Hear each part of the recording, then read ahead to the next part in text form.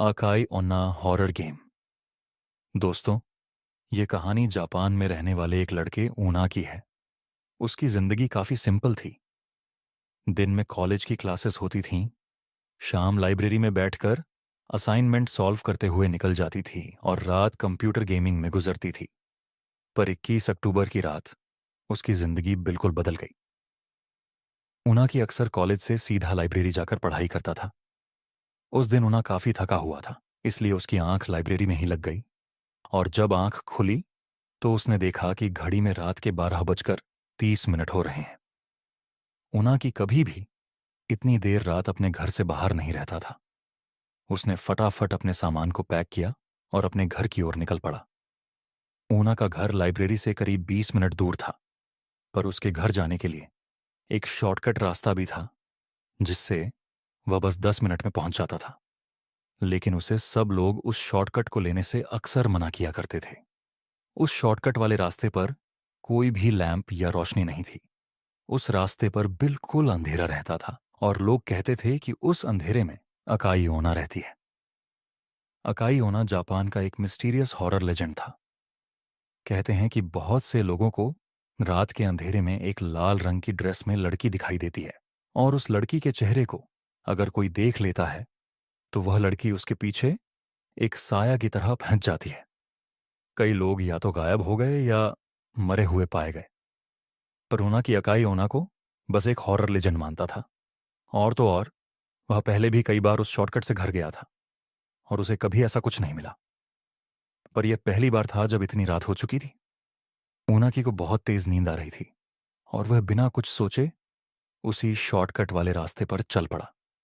शुरुआत में ऊना को उस रास्ते पर कुछ भी दिखाई नहीं दे रहा था, पर धीरे धीरे हल्की आसमान की रोशनी में उसे थोड़ा बहुत रास्ता दिखाई देने लगा। कुछ दूर चलते ही अचानक ऊनाकी को दीवार के पास एक औरत खड़ी दिखाई दी। उस औरत ने लाल रंग की ड्रेस पहनी हुई थी। ऊनाकी को अचानक से घबराहट होने लगी। वह उस औरत का चेहरा देख नहीं पा रहा था और वह बस चुपचाप एक जगह खड़ी थी। ऊनाकी को बहुत अजीब लगा कि इतनी रात में यह औरत क्यों दीवार के पास खड़ी है। और तो और, उसने एक लाल रंग की ड्रेस पहनी हुई थी। उसे एक पल के लिए लगने लगा कि अकाई ओना का लेजेंड कहीं सच तो नहीं। फिर भी ऊनाकी बिना कुछ बोले अपना सिर झुकाए आगे चलता रहा। लेकिन जैसे ही ऊनाकी उस औरत के पास से गुजरा, उससे रहा नहीं गया और उसने नजर उठाकर उस औरत के चेहरे को देख लिया और उसके होश उड़ गए। उस औरत का चेहरा भयानक था, इतना सफेद कि ऐसा लग रहा था कि वहां पर किसी औरत की लाश खड़ी हुई है। इतना अजीब चेहरा ऊनाकी ने आज तक नहीं देखा था। ऊनाकी उस औरत को देखकर बहुत डर गया और वहां से जल्दी से भाग गया। जैसे तैसे वह अपने घर पहुंचा। ऊनाकी ने जो देखा वह उसे भूल नहीं पा रहा था। उस औरत का चेहरा मानो उसके दिमाग के अंदर छप गया था। अगले दिन ऊनाकी अपनी उसी रूटीन के साथ जिंदगी जीने लगा, पर अब शाम होते ही उसके साथ कुछ अजीब होने लगा था। उसे ऐसा महसूस होता कि जैसे उसके आसपास कोई मौजूद है जो उस पर नजर गड़ाए बैठा हुआ है। ऐसी ही एक रात ऊनाकी अपने बिस्तर पर चादर ओढ़कर सो रहा था। तभी उसे ऐसा लगा कि जैसे किसी ने उसकी चादर को नीचे की तरफ से खींचा। ऊनाकी की नींद खुल गई। उसने सहमी नजरों से इधर उधर देखा तो उसे कुछ नहीं दिखा। पर तभी उसकी आंखों के सामने एक लाल परछाई तेजी से कमरे की खिड़की के बाहर चली गई। ऊनाकी को अपनी आंखों पर विश्वास नहीं हो रहा था। उसे लग रहा था कि वह पागल होता जा रहा है। उसने खुद को समझाया कि यह सब उसका वहम था और जबरदस्ती अपनी आंखें बंद करके छत की तरफ मुंह करके सो गया। कुछ देर तक सोने की कोशिश करने के बाद ऊनाकी ने बेचैनी में अपनी आंख खोली और फिर जो उसे दिखा वह इस दुनिया के ही परे था। उसके कमरे की छत पर बिस्तर के ठीक ऊपर वही लाल ड्रेस वाली लड़की दीवार से चिपकी हुई उसे घूर रही थी। ऊनाकी जोर से चीखा और वहीं उसकी नींद खुल गई। ऊनाकी को अब समझ आया कि वह असल में यह सब एक सपने में देख रहा था। उसका गला बुरी तरह सूख गया और पूरा शरीर पसीने पसीने में भीगा था। तभी वह उठकर पानी पीने लगा। पानी पीते हुए ऊनाकी की नजर अपने कमरे की खिड़की पर गई और उसके हाथ से पानी का गिलास छूट गया। खिड़की के ठीक बाहर वही लाल ड्रेस वाली औरत खड़ी थी और वह अपने उसी भयानक चेहरे से ऊनाकी को घूर रही थी। लेकिन उनाकी ने जैसे ही लाइट्स ऑन की तो उसने देखा कि खिड़की पर कोई नहीं था। दिन ब दिन ये सब इंसिडेंट्स बढ़ते जा रहे थे। उसे हर जगह अकाई ओना दिखने लगी थी। उनाकी ने अपने कुछ दोस्तों से भी इस बारे में बात की, पर किसी ने भी उसकी बातों पर विश्वास नहीं किया। उसके दिमाग में यही चल रहा था कि कहीं वह अब गायब तो नहीं हो जाएगा। उनाकी का डर बढ़ता ही जा रहा था। उसने डिसाइड किया कि वह पुलिस स्टेशन जाकर वहां से मदद मांगेगा, पर तभी उसे अपने घर के मेन गेट खुलने की आवाज आई। उनाकी हिम्मत करके बाहर देखने गया तो उसने देखा कि उसके घर का दरवाजा पूरा खुला हुआ था और बाहर से तेज हवाएं अंदर आ रही थीं। उनाकी ने अपने एक दोस्त को सब कुछ बताने के लिए फोन मिलाया। वह बस अपने साथ हुए इंसिडेंट्स के बारे में बोलता चला गया। तभी बात करते करते वह एकदम से रुक गया, क्योंकि उसे अपनी गर्दन के ऊपर किसी की सांसें महसूस हुईं। उनाकी समझ गया कि उसके पीछे कोई खड़ा था। एकदम से उसे एक हाथ अपनी गर्दन पर आता हुआ महसूस हुआ। जब उनाकी ने शीशे में देखा तो वह कांप उठा। अकाई ओना उसके ठीक पीछे खड़ी थी। उनाकी ने घबराते हुए अपने दोस्त से फोन पर कहा, अकाई ओना, वो मुझे लेने आई है। वो मुझे लेने आ गई है। कुछ ही देर बाद उनाकी का दोस्त उसके घर पहुंचा। उनाकी का पूरा घर तहस नहस हो चुका था। ऐसा लग रहा था कि जैसे घर के अंदर कोई तूफान आया हो। उसके दोस्त ने पूरा घर ढूंढा, पर उनाकी कहीं भी नहीं था। उनाकी अपने ही घर से गायब था और उस दिन के बाद वह कभी किसी को नहीं मिला। आज तक कोई नहीं जानता कि उनाकी के साथ आखिर हुआ क्या था। कौन है अकाई ओना और क्यों वह जापान में लोगों को गायब कर रही है? इन सभी सवालों के जवाब तो हमारे पास नहीं है, पर हम सिर्फ इतना जानते हैं, अगर आपको कभी कोई ऐसी औरत किसी अंधेरी गली में खड़ी दिखाई दे तो वहां से वापस मुड़ जाना ही बेहतर है। क्या आपने कभी सोचा है, एक ऐसी जगह जहां किताबें अपनी चुप्पी तोड़ देती है और दीवारों पर खून के निशान दिखते हैं? दिल्ली यूनिवर्सिटी की एक लाइब्रेरी में ऐसा ही कुछ हो रहा है। पर क्या यह सिर्फ अफवाह है या यहाँ कुछ अजीब और खौफनाक सच भी छिपा हुआ है?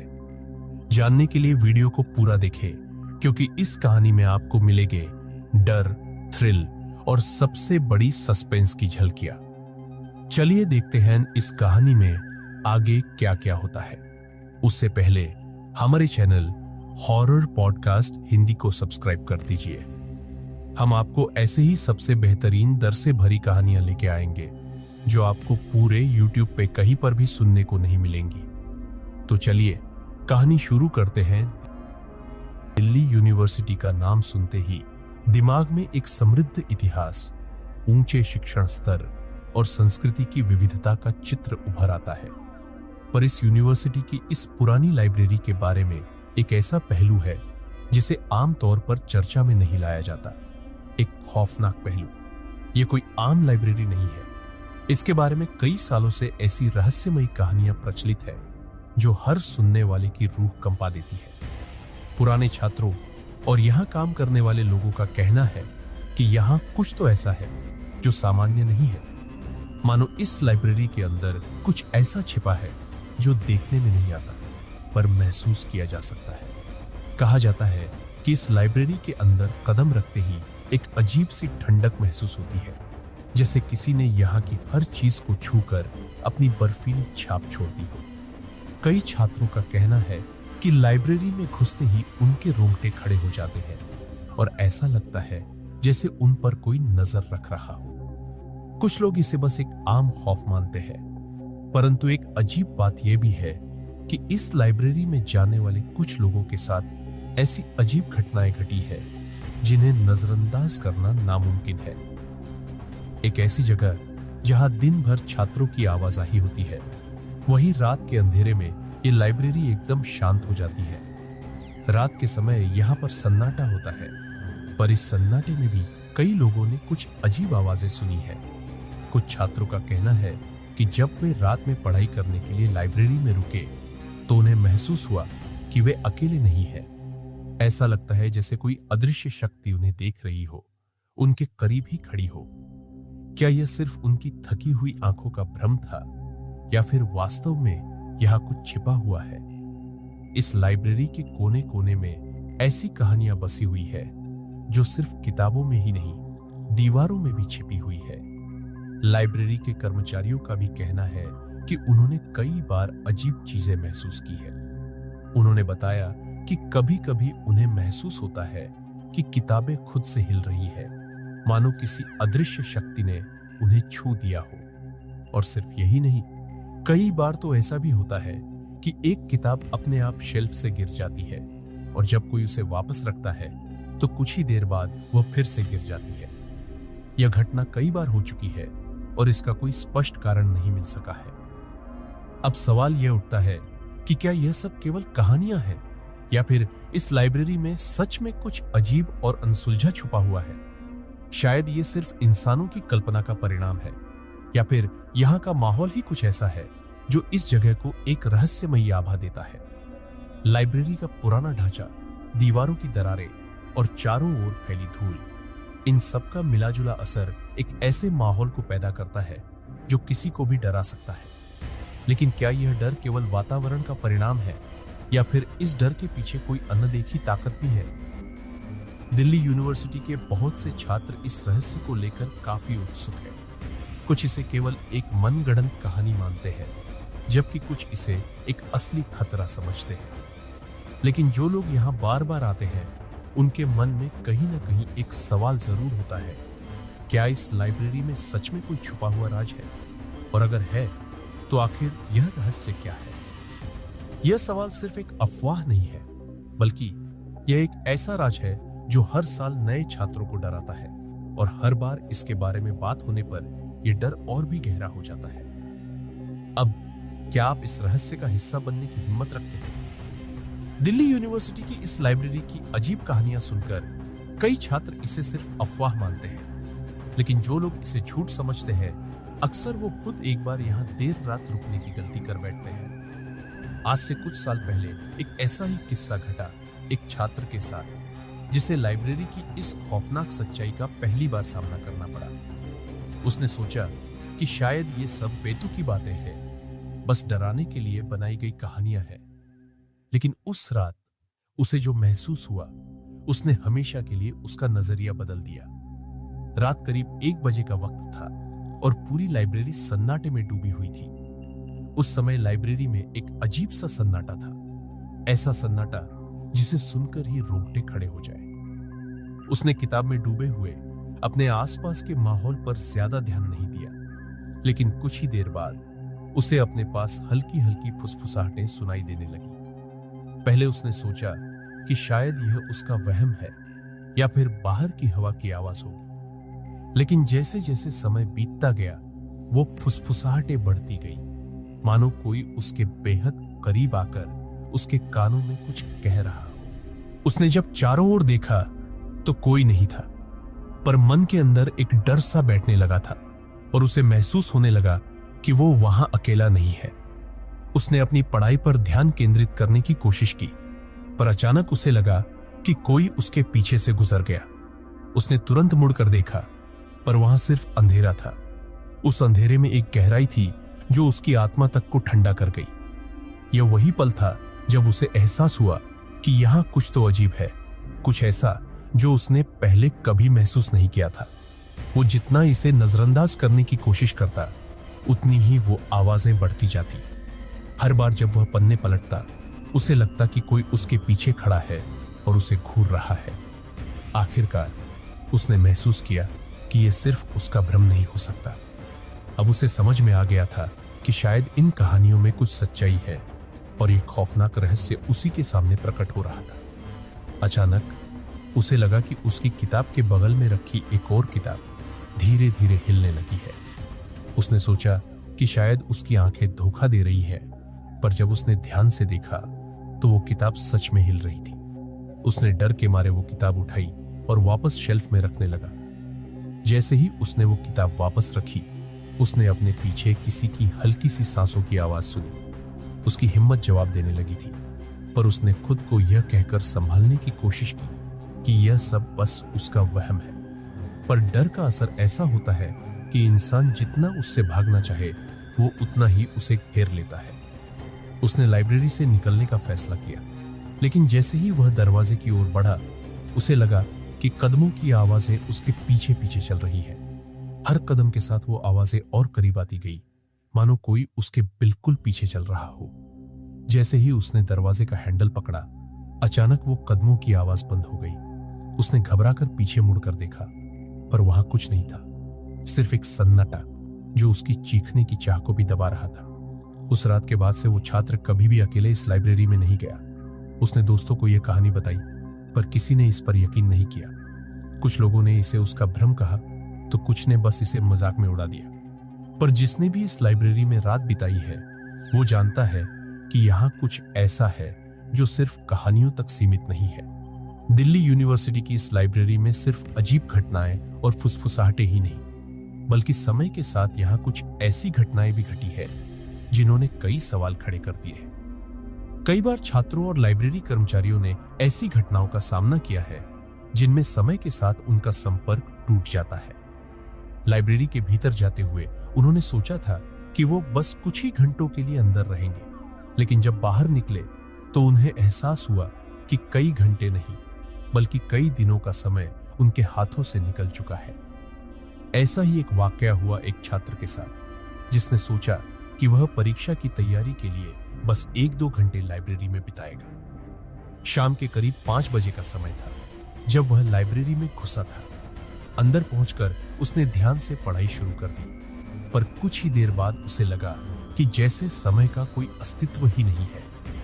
चारों तरफ सन्नाटा, बस एक अजीब सी खामोशी जिसने मानो उसे पूरी तरह से घेर लिया। उसने घड़ी देखने की कोशिश की, पर घड़ी की सुइयां कहीं और ही रुकी हुई प्रतीत हो रही थी। पढ़ाई में व्यस्त रहने के बाद अचानक उसकी नजर फिर घड़ी पर पड़ी। उसे लग रहा था कि शायद 1 घंटा ही हुआ होगा, पर उसकी हैरानी तब और बढ़ गई जब उसने बाहर झांक कर देखा और आसमान में रात के तारे चमक रहे थे। उसे पहले लगा कि शायद उसे समय का अंदाजा गलत लगा होगा, पर जैसे ही उसने अपने फोन पर समय देखा, उसे एहसास हुआ कि वह लाइब्रेरी में पूरे 4 घंटे से भी अधिक समय से था। यह बात उसे अजीब लगी, क्योंकि उसे तो लगा था कि उसने बस कुछ ही मिनट पढ़ाई की होगी। वह मन ही मन इस घटना को भूलकर लाइब्रेरी से निकलने की कोशिश करने लगा, पर उसके कदमों ने जैसे उसका साथ छोड़ दिया। लाइब्रेरी के लंबे और संकरे रास्तों में उसे ऐसा लगा जैसे हर बार वह वहीं वापस पहुंच जाता है जहां से उसने चलना शुरू किया था। यह एक ऐसा अनुभव था जिसने उसकी समझ को चुनौती दी। समय और स्थान दोनों ही उसके लिए मानो धुंधले हो गए थे। हर कोने से उसे वही रहस्यमयी फुसफुसाहटें सुनाई देने लगी जो उसे एक अजीब सी दिशा में जाने के लिए प्रेरित कर रही थी। अंततः जैसे तैसे उसने लाइब्रेरी के दरवाजे तक पहुंचने में सफलता पाई। दरवाजा खोलते ही ठंडी हवा का एक झोंका उसके चेहरे से टकराया और उसे एक राहत का एहसास हुआ। लेकिन बाहर आकर जब उसने अपने दोस्तों से बात की तो उसे पता चला कि उसने लाइब्रेरी में लगभग एक पूरा दिन गुजार दिया था। यह सुनकर उसके होश उड़ गए, क्योंकि उसे लगा था कि वह बस कुछ ही घंटों के लिए अंदर था। दोस्तों ने उसकी हालत देखी और उसे समझ में नहीं आ रहा था कि उसने इतने लंबे समय तक वहां कैसे बिता दिया। ऐसी घटनाएं केवल एक बार नहीं हुई। कई छात्रों ने बताया है कि वे लाइब्रेरी में बस कुछ ही समय के लिए गए थे, पर जब बाहर निकले तो उन्हें एहसास हुआ कि उनके समय की धारणा पूरी तरह से गायब हो गई थी। क्या यह सिर्फ उनका भ्रम था, या लाइब्रेरी के भीतर सच में कुछ ऐसा है जो समय को चुराता है? यह रहस्य आज भी अनसुलझा है और इसी कारण यह लाइब्रेरी छात्रों के लिए एक डरावनी पहेली बन चुकी है। आखिर इस लाइब्रेरी में ऐसा क्या है जो लोगों के समय को अपने अंदर समेट लेता है? क्या यहाँ कुछ अदृश्य शक्तियां हैं जो इस जगह को अपने काबू में किए हुए हैं, या फिर ये बस हमारी कल्पना का एक खेल है? पर हर बार जब कोई इस लाइब्रेरी में जाता है तो उसे अपनी कल्पना पर शक होने लगता है। इस लाइब्रेरी में कई बार केवल अजीब घटनाएं या समय के साथ खो जाने का एहसास ही नहीं, बल्कि अनजानी परछाइयों और भूतिया आकृतियों को देखने के किस्से भी सामने आए हैं। ये वही कहानियां हैं जिन्हें सुनकर दिल में डर की एक अजीब सी हलचल होती है। कई छात्रों और कर्मचारियों ने यहाँ ऐसी चीजें देखी है जिन्हें नजरअंदाज करना आसान नहीं था। ऐसी परछाइयां जो अचानक ही प्रकट होती है और फिर उतनी ही तेजी से गायब भी हो जाती है। और उनमें से कईयों ने यही दावा किया कि उन्होंने उस अदृश्य शक्ति को अपनी आंखों से देखा है। कहानी है एक छात्र की जो रात में लाइब्रेरी में पढ़ाई करने आया था। वह खुद को लाइब्रेरी के एक कोने में बैठा हुआ पाया, जहां चारों ओर बस किताबों का ढेर था और सन्नाटा था। वह खुद में खोया हुआ था, किताबों में डूबा हुआ, जब उसे एक हल्की आहट सुनाई दी। पहले उसने इस बात पर ध्यान नहीं दिया, लेकिन जब यह आहट दोबारा और फिर तीसरी बार सुनाई दी तो उसने अनमने मन से चारों ओर देखा, पर वहां कोई नहीं था।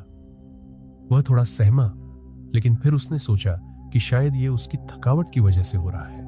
उसने अपने ध्यान को फिर से पढ़ाई पर लगाने की कोशिश की, लेकिन कुछ ही पल बाद उसे महसूस हुआ कि उसके पास से कोई तेजी से गुजरा है। वह झट से मुड़कर पीछे देखने लगा और उसने देखा कि एक परछाई उसकी टेबल के पास से गुजर रही थी। यह कोई साधारण परछाई नहीं थी, वह बेहद धुंधली और धुंध से भरी हुई थी, पर उसमें मानो एक रूपरेखा थी, एक आकार जो इंसान की तरह लग रहा था। उसके रोंगटे खड़े हो गए और उसकी सांसें तेज हो गई। उस छात्र ने फौरन अपने आसपास देखने की कोशिश की, लेकिन वो परछाई कहीं गायब हो चुकी थी। यह घटना उसे असमंजस में डालने के लिए काफी थी। क्या उसने सच में किसी परछाई को देखा था, या यह बस उसका भ्रम था? उसने खुद को दिलासा दिया कि शायद उसकी आंखें थकी हुई है और यह सब बस उसकी कल्पना है, लेकिन उसके अंदर कहीं ना कहीं एक डर बैठ चुका था।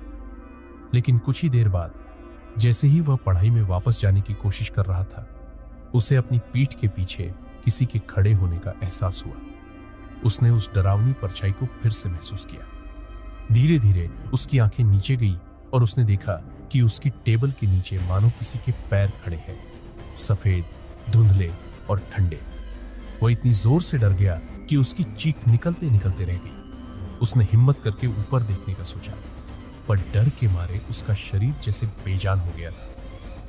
अचानक जैसे ही उसने हिम्मत जुटाकर ऊपर देखा, वह परछाई गायब हो चुकी थी। उसने खुद को यकीन दिलाने की कोशिश की कि वह सब कुछ बस उसका भ्रम था, लेकिन उसके साथ जो हुआ था वह इतना असली था कि उसे भूलना आसान नहीं था। बाद में जब उसने यह बात अपने दोस्तों को बताई तो उन्हें भी इस घटना पर भरोसा नहीं हुआ, परंतु लाइब्रेरी में जो कुछ उसने देखा और महसूस किया वो सिर्फ किसी डरावनी कहानी का हिस्सा नहीं था। यह एक हकीकत थी जिसे उसने अपनी आंखों से देखा था। यह अकेली घटना नहीं थी। लाइब्रेरी में काम करने वाले कर्मचारियों का भी कहना है कि उन्होंने कई बार यहां अजीब परछाइयों को देखा है जो अचानक ही प्रकट होती है और फिर मानो अंधेरे में घुल जाती है। कुछ कहते हैं कि ये परछाइयां उस जगह के भूतिया इतिहास की गवाह है, जबकि कुछ मानते हैं कि यहाँ कुछ अनसुलझी आत्माएं हैं जो इस लाइब्रेरी में भटकती रहती है, और यही बात इस लाइब्रेरी को एक ऐसा भयानक स्थान बना देती है जहां जाने की हिम्मत हर कोई नहीं कर सकता। क्या ये भूतिया परछाइयां सच में यहां मौजूद है, या यह सब सिर्फ मन का भ्रम है? जो भी हो, दिल्ली यूनिवर्सिटी की इस लाइब्रेरी के हर कोने में एक अजीब सा राज छिपा हुआ है जो हर साल नए छात्रों को डराता है और उनके दिलों में एक असामान्य भय पैदा करता है। दिल्ली यूनिवर्सिटी की इस लाइब्रेरी में जितनी खौफनाक कहानियां हैं, उनमें से एक रहस्य ऐसा भी है जो कई सालों से अनसुलझा है। यह कोई भूतिया परछाइयों या अजीब आवाजों की कहानी नहीं, बल्कि एक ऐसे गुमशुदा किताब की कहानी है जो कभी मिलती नहीं, पर कई बार लोगों ने उसे लाइब्रेरी में देखा भी है। इसे डिसअपीयरिंग बुक का नाम दिया गया है क्योंकि कई बार यह अचानक ही किसी शेल्फ पर दिखाई देती है और फिर उसी रहस्यमय तरीके से गायब हो जाती है। यह घटना तब शुरू हुई थी जब एक छात्र ने अपनी शोध के लिए एक दुर्लभ किताब का जिक्र किया। उसने सुना था कि लाइब्रेरी में वह किताब मौजूद है, पर जब वह उसे ढूंढने निकला तो पूरी लाइब्रेरी खंगालने के बाद भी वह उसे नहीं मिली। यह वही किताब थी जिसे उसने कई बार लिस्ट में देखा था, पर हर बार उसकी खोज अधूरी ही रह जाती। हर बार लाइब्रेरी के रजिस्टर में उस किताब का नाम मौजूद होता, पर जैसे ही उसे खोजने की कोशिश की जाती, वह किताब मानो हवा में घुल जाती। इस किताब की तलाश में कई छात्रों ने प्रयास किया और हर बार नतीजा वही रहा। पर खास बात यह थी कि इस किताब का नाम रजिस्टर में बार बार दर्ज होता। कई छात्रों का कहना था कि उन्होंने उस किताब को कभी कभी शेल्फ पर देखा भी है। उन्होंने उसका कवर उसकी धूल से भरी मोटी जिल्द को साफ देखा, लेकिन जैसे ही उसे निकालने की कोशिश की वो गायब हो गई, मानो वो कोई भूतिया किताब हो जो सिर्फ अपनी झलक दिखाने के लिए वहां थी। एक बार एक छात्रा ने बताया कि उसने उस किताब को एक शेल्फ पर देखा था। वह किताब इतनी पुरानी और धूल से ढकी हुई थी कि उसने सोचा शायद यही वो किताब है। जैसे ही उसने हाथ बढ़ाकर उसे पकड़ने की कोशिश की, वो किताब मानो उसके हाथों से छिटक कर कहीं अदृश्य हो गई। उसने यह किस्सा लाइब्रेरी के स्टाफ से साझा किया, पर किसी ने उसकी बात पर यकीन नहीं किया। आखिरकार एक पुरानी किताब अचानक कैसे गायब हो सकती है? इस किताब की घटना इतनी बार हो चुकी है कि अब यह एक किंवदंती बन चुकी है। कई बार लोगों ने यह किताब देखी, पर हर बार वह गायब हो गई। ऐसा लगता है कि इस किताब के पीछे कोई अज्ञात शक्ति काम कर रही है, जो इसे सामने तो लाती है, पर जैसे ही कोई इसे छूने की कोशिश करता है वह उसे गायब कर देती है। कुछ लोगों का मानना है कि यह कोई श्रापित किताब है जो लाइब्रेरी में अटकी हुई है और कभी किसी के हाथों में नहीं आती। अब यह बात भी कही जाती है कि इस किताब से जुड़ी कुछ ऐसी चीजें हैं जिन्हें समझ पाना मुश्किल है। लोग कहते हैं कि शायद इस किताब में कुछ ऐसा लिखा है जिसे कोई देख नहीं सकता, या शायद इसमें कुछ भयानक रहस्य छुपा हुआ है। जो भी हो, पर आज तक इस किताब की कहानी रहस्यमय ही बनी हुई है। कई लोग इसे लाइब्रेरी का भूतिया चेहरा मानते हैं, जो सिर्फ कुछ पल के लिए सामने आता है और फिर हमेशा के लिए गायब हो जाता है। यह कहानी अब लाइब्रेरी में आने वाले हर नए छात्र के बीच एक डरावना किस्सा बन चुकी है। हर साल कुछ छात्र इस किताब को ढूंढने का प्रयास करते हैं, पर हर बार उन्हें निराशा ही मिलती है। क्या यह सच में कोई भूतिया किताब है? क्या इसमें कोई अनदेखा रहस्य छिपा है, या फिर यह बस एक डराने वाली कहानी है जो समय के साथ एक पहेली बन गई है? जो भी हो, पर इस किताब की सच्चाई जानने का अब तक किसी के पास जवाब नहीं है, और शायद यही इस किताब की सबसे बड़ी डरावनी सच्चाई है। दिल्ली यूनिवर्सिटी की इस लाइब्रेरी में एक ऐसी जगह भी है जो बाकी लाइब्रेरी से अलग, बेहद अजीब और खौफनाक मानी जाती है। इस जगह को हॉन्टेड स्टडी डेस्क कहा जाता है। इस डेस्क पर बैठते ही कई लोगों ने अजीब अजीब अनुभवों का सामना किया है। वे कहते हैं कि इस डेस्क पर बैठने के बाद एक अजीब सा बोझ महसूस होता है, जैसे किसी अदृश्य शक्ति ने उन्हें जकड़ लिया हो। कई बार यहां बैठे छात्रों ने किसी की उपस्थिति का अनुभव किया, मानो कोई उनकी हर हरकत को देख रहा हो। यह डेस्क सालों से लोगों के बीच डर का कारण बनी हुई है। कुछ साल पहले की बात है, एक छात्र जिसने इस डेस्क के बारे में सुना था, उसे एक अफवाह मानकर यहां बैठ गया। उसकी परीक्षा नजदीक थी और लाइब्रेरी के हर कोने में भीड़ थी। जगह न मिलने की वजह से उसने मजबूरी में इस डेस्क को चुना, और बैठते ही उसे एक अजीब सा सर्द एहसास हुआ। शुरू में उसने सोचा कि यह बस उसकी थकान का नतीजा है, पर धीरे धीरे उसे लगा कि कुछ तो अजीब है, मानो कोई उसके बहुत करीब आकर खड़ा हो गया हो, उसकी सांसों को महसूस कर रहा हो। पढ़ाई में ध्यान लगाने की कोशिश करते हुए उसने कुछ देर में महसूस किया कि उसकी किताब के पन्ने खुद ब खुद पलट रहे थे। पहले तो उसे लगा कि यह हवा का झोंका होगा, पर लाइब्रेरी में खिड़कियां और दरवाजे सब बंद थे। यह सोचकर उसकी धड़कनें तेज हो गई। फिर उसने महसूस किया कि उसकी किताब का पन्ना बार बार उसी जगह रुक जाता था जहां कोई पुराना नोट लिखा हुआ था, किसी और के द्वारा। उस नोट में मदद की गुहार लिखी थी, मानो किसी ने एक संदेश छोड़ने की कोशिश की हो। अब वह छात्र घबरा गया था, पर उसने खुद को समझाया कि शायद ये महज इत्तेफाक है। लेकिन तभी उसने अपने पीछे से एक हल्की फुसफुसाहट सुनी। उसने सिर उठाकर देखा, पर आसपास कोई नहीं था। डर के मारे उसकी रीढ़ की हड्डी में सिहरन दौड़ गई। उसने फौरन किताब बंद कर दी और उठने की कोशिश की, लेकिन जैसे ही वह उठने लगा, उसे ऐसा लगा कि कोई उसका हाथ पकड़कर उसे वापस बैठा रहा है। उसकी सांसें रुकने लगी और वह बुरी तरह कांपने लगा। इस घटना ने उसे पूरी तरह से तोड़ दिया। उसने डेस्क से उठने की कोशिश की, लेकिन उसकी कुर्सी पर एक अजीब सा दबाव महसूस हुआ, मानो किसी ने उसे जकड़ लिया हो। उसकी हिम्मत जवाब देने लगी थी, पर उसने अपनी पूरी ताकत जुटाकर उस कुर्सी से उठने की कोशिश की। आखिरकार वह किसी तरह वहां से भागने में सफल रहा। भागते भागते उसने दरवाजे से बाहर छलांग लगाई और जब बाहर आया तो उसे अपनी सांसें सामान्य होती महसूस हुई। इस घटना के बाद उस छात्र ने कभी उस डेस्क के पास जाने की हिम्मत नहीं की। उसने अपने दोस्तों को भी उस डेस्क के बारे में चेतावनी दी और धीरे धीरे यह खबर पूरे विश्वविद्यालय में फैल गई। अब हर कोई इस हॉन्टेड स्टडी डेस्क से दूर ही रहना पसंद करता है। कहते हैं कि वहां बैठने वाला व्यक्ति एक अजीब सा डरावना अनुभव महसूस करता है जो उसे हमेशा के लिए याद रह जाता है। यह डेस्क सिर्फ एक फर्नीचर नहीं बल्कि एक ऐसा रहस्य है जो डर और अनिश्चितता से भरा हुआ है। क्या इस डेस्क पर सच में किसी अदृश्य शक्ति का कब्जा है? क्या यहाँ किसी अनजाने आत्मा का वास है जो हर आने वाले को अपने जाल में फंसाने की कोशिश करती है? या फिर यह सब बस लोगों की कल्पना है? जो भी हो, इस डेस्क की सच्चाई अब भी अनसुलझी है और इसी रहस्य ने इस लाइब्रेरी को एक ऐसा खौफनाक स्थल बना दिया है जहां जाने की हिम्मत हर किसी में नहीं होती। शायद आप भी इस डेस्क पर बैठने की हिम्मत न करें। इस लाइब्रेरी की हर चीज जैसे अपने अंदर एक अनकही कहानी छिपाए हुए है, लेकिन उन सब कहानियों में सबसे पुरानी और सबसे डरावनी कहानी उस शख्स की है जो इस लाइब्रेरी की हर किताब और हर कोने को जानता था। यहाँ का लाइब्रेरियन।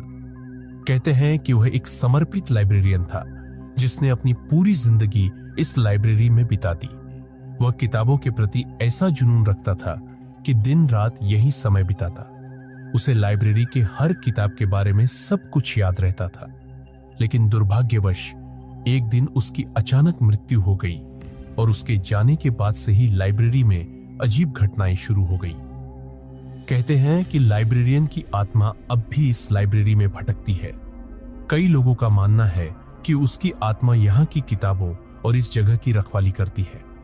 कुछ लोगों का यह भी कहना है कि उसने कभी इस लाइब्रेरी को छोड़ने का इरादा नहीं किया था और इसलिए वह अपनी मृत्यु के बाद भी यहाँ पर मौजूद है। लोग उसकी परछाई को अक्सर लाइब्रेरी की किताबों के पास घूमते हुए देखते हैं, जैसे वो अभी भी किताबों का ध्यान रख रहा हो। एक रात जब एक असिस्टेंट लाइब्रेरियन देर रात तक काम कर रहा था, उसे ऐसा लगा जैसे कोई उसके पीछे चल रहा है। उसने पीछे मुड़कर देखा पर वहां कोई नहीं था। उसने सोचा कि यह सिर्फ उसका भ्रम होगा और अपने काम में लग गया। लेकिन कुछ ही देर बाद उसे फिर से किसी के कदमों की आहट सुनाई दी। इस बार वह घबराया और चारों ओर देखने लगा। तभी उसे एक धुंधली सी परछाई दूर एक शेल्फ के पास दिखाई दी जो धीरे धीरे उसकी ओर बढ़ रही थी। वह परछाई बिल्कुल लाइब्रेरियन जैसी दिखती थी, कंधों पर एक दुपट्टा डाले, हाथ में कुछ किताबें पकड़े हुए। असिस्टेंट लाइब्रेरियन घबराहट में जम गया और उसकी ओर देखता रह गया। जैसे ही वह परछाई करीब आई, उसने हल्के से फुसफुसाते हुए सुना, किताबें मेरी जिम्मेदारी है, इन्हें छोड़कर कहीं नहीं जाऊंगा। वह आवाज इतनी ठंडी और गंभीर थी कि उस असिस्टेंट का दिल दहल गया। वह आवाज सुनने के बाद असिस्टेंट ने फौरन लाइब्रेरी से भागने का फैसला किया। वो बुरी तरह डर चुका था और उसे यकीन हो गया था कि यहाँ कुछ ऐसा है जो इंसान की पहुंच से परे है। अगले दिन जब उसने बाकी स्टाफ के साथ अपनी इस घटना का जिक्र किया तो उसे यह जानकर हैरानी हुई कि वह अकेला नहीं है। कई स्टाफ मेंबर्स ने भी ऐसी ही घटनाओं का सामना किया था।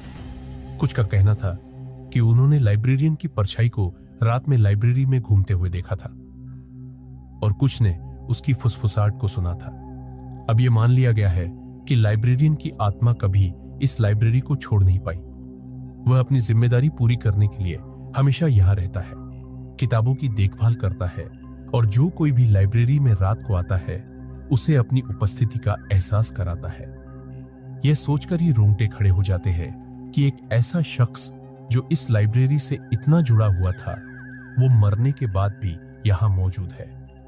शायद उसके जाने के बाद भी उसका जुनून उसकी आत्मा को बांध कर रखे हुए है। तो अब सवाल यह है, क्या आप इस लाइब्रेरी में अकेले रात बिताने की हिम्मत करेंगे? क्या आप इस लाइब्रेरी के उन खौफनाक रहस्यों का सामना करने की हिम्मत करेंगे जिन्हें खुद इस लाइब्रेरियन की आत्मा भी छोड़ने को तैयार नहीं है? दिल्ली यूनिवर्सिटी की इस लाइब्रेरी में अगर कभी रात बिताने का मौका मिले तो याद रखिएगा, यहां अकेले रहना उतना आसान नहीं जितना लगता है। दिल्ली यूनिवर्सिटी की इस लाइब्रेरी के ऊपर के हिस्से ही नहीं, बल्कि इसके बेसमेंट को भी लेकर कई डरावनी कहानियां हैं। बेसमेंट को हमेशा ताले में रखा जाता है और बहुत कम लोग हैं जिन्होंने इसे अंदर से देखा है। कहा जाता है कि इस बेसमेंट में एक रहस्यमय परछाई है जिसे कई बार लोगों ने वहां महसूस किया है। परछाई इतनी सघन और ठंडी होती है कि आसपास का तापमान अचानक गिर जाता है और जो कोई भी यहां रात में गया उसने इस अजीबोगरीब अनुभव का सामना किया। कई साल पहले एक जिज्ञासु छात्र ने इस बेसमेंट के बारे में सुना था और उसने यह तय किया कि वह इस रहस्य को खुद अपनी आंखों से देखेगा। एक रात जब लाइब्रेरी बंद हो चुकी थी और हर तरफ सन्नाटा था, वह बेसमेंट का ताला खोलकर अंदर गया। शुरुआत में उसे कुछ असामान्य नहीं लगा, बस पुरानी किताबें, धूल से ढके शेल्फ और ठंडे कमरे। लेकिन जैसे ही उसने कुछ कदम आगे बढ़ाए, उसे अचानक अपने आसपास एक अजीब सी ठंडक महसूस हुई। बेसमेंट में वह इधर उधर किताबें देख रहा था कि अचानक उसकी नजर सामने एक परछाई पर पड़ी। वह परछाई किसी इंसान की तरह थी, लेकिन वह कोई ठोस आकृति नहीं थी। धीरे धीरे उस परछाई ने एक ठोस रूप लेना शुरू कर दिया और उसमें एक स्त्री की झलक दिखाई दी, सफेद साड़ी में, लंबे बालों वाली। छात्र का दिल जोरों से धड़कने लगा। वह समझ नहीं पाया कि यह सच में हो रहा है या फिर उसका वहम है। लेकिन तभी वह परछाई धीरे धीरे उसकी तरफ बढ़ने लगी। वह परछाई जैसे ही उसके करीब आने लगी, उसकी सांसें तेज हो गईं और पैर मानो जड़ हो गए। छात्र ने भागने की कोशिश की, पर उसके पैर हिल भी नहीं रहे थे। वह भयभीत था और उसे ऐसा लगा कि उसकी आवाज भी जैसे गुम हो चुकी हो। वह परछाई उसके करीब आकर रुक गई और उसकी तरफ देखने लगी। कहते हैं कि इस क्षण में उसने उस परछाई की आंखों में एक गहरी उदासी देखी, एक ऐसी पीड़ा जो उसकी आत्मा को बंधे हुए रखे थी। ऐसा लगा जैसे वह कुछ कहना चाहती हो, कुछ बताना चाहती हो। अचानक वह परछाई गायब हो गई और छात्र को लगा जैसे किसी ने उसकी कमर पर एक हाथ रखा था। उसे अपनी गर्दन पर ठंडक महसूस हुई, मानो किसी ने उसे धीरे से छू लिया हो। इस डरावने एहसास के बाद उसने खुद को संभालने की कोशिश की और वहां से बाहर भागने का फैसला किया। उसने जैसे तैसे अपने पैर उठाए और सीढ़ियों की ओर दौड़ा। बेसमेंट से ऊपर आते समय उसकी सांसें बेतहाशा तेज हो गई और उसे ऐसा महसूस हो रहा था जैसे वह किसी जानलेवा डर से बचकर निकल रहा है। इस घटना के बाद उस छात्र ने किसी को इस बारे में कुछ नहीं बताया, लेकिन उसकी आंखों में डर और खौफ की छाया हमेशा के लिए छप गई थी। बाद में उसने सुना कि उस परछाई वाली महिला की आत्मा दरअसल किसी पुराने किस्से से जुड़ी है। कुछ लोगों का मानना है कि वह महिला इस लाइब्रेरी की एक नियमित पाठक थी, जो अपनी एक अधूरी किताब को पूरा किए बिना इस दुनिया से चली गई। उसकी आत्मा अब उस अधूरे काम को पूरा करने के लिए यहां भटकती है। तो क्या आप इस लाइब्रेरी के बेसमेंट में जाकर उस महिला की परछाई का सामना कर पाएंगे? क्या आप उस दर्द और सन्नाटे को महसूस कर सकेंगे जो इस लाइब्रेरी के हर कोने में बसा हुआ है? शायद यह सब महज कहानियां हो, या फिर शायद इस लाइब्रेरी का सच हमारे अंदाजे से कहीं ज्यादा डरावना और खौफनाक हो। जो भी हो, इस लाइब्रेरी का बेसमेंट वह जगह है जहां कदम रखने से पहले हर किसी का दिल एक बार जरूर कांप उठता है। दिल्ली यूनिवर्सिटी की इस लाइब्रेरी में कई रहस्यमय और डरावनी चीजें हैं, लेकिन उनमें सबसे अधिक डरावनी है एक प्राचीन किताब जिसे कर्स्ड बुक यानी श्रापित किताब कहा जाता है। इस किताब के बारे में कहा जाता है कि जो भी इसे पढ़ता है वह किसी अनजानी परेशानी में फंस जाता है। किताब का कवर पुराना और धूल से ढका हुआ है और इस पर अजीबोगरीब प्रतीक बने हुए हैं। इसे देखने भर से ही एक अजीब सी ठंडक महसूस होती है, जैसे इसमें कोई अदृश्य शक्ति हो। कहते हैं कि इस किताब को बहुत साल पहले एक अजीब परिस्थिति में यहां लाया गया था। एक प्रोफेसर ने इसे एक विदेशी पुस्तकालय से लाकर यहां रखा था, लेकिन जैसे ही किताब लाइब्रेरी में आई, तभी से अजीब घटनाओं का सिलसिला शुरू हो गया।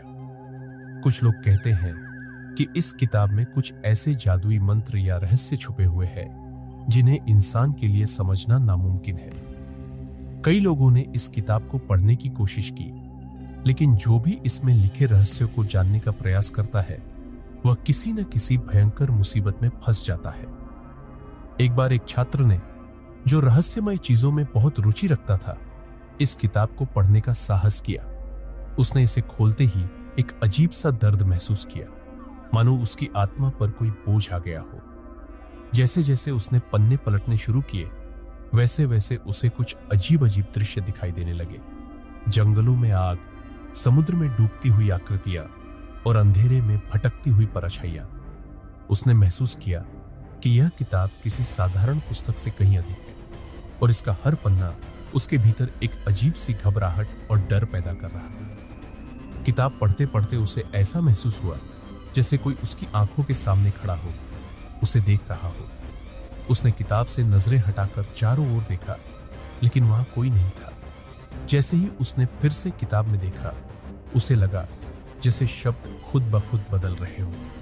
कुछ शब्द उसकी खुद की जिंदगी से जुड़े हुए थे, मानो किसी ने उसकी जिंदगी के राज उसमें लिख दिए हो।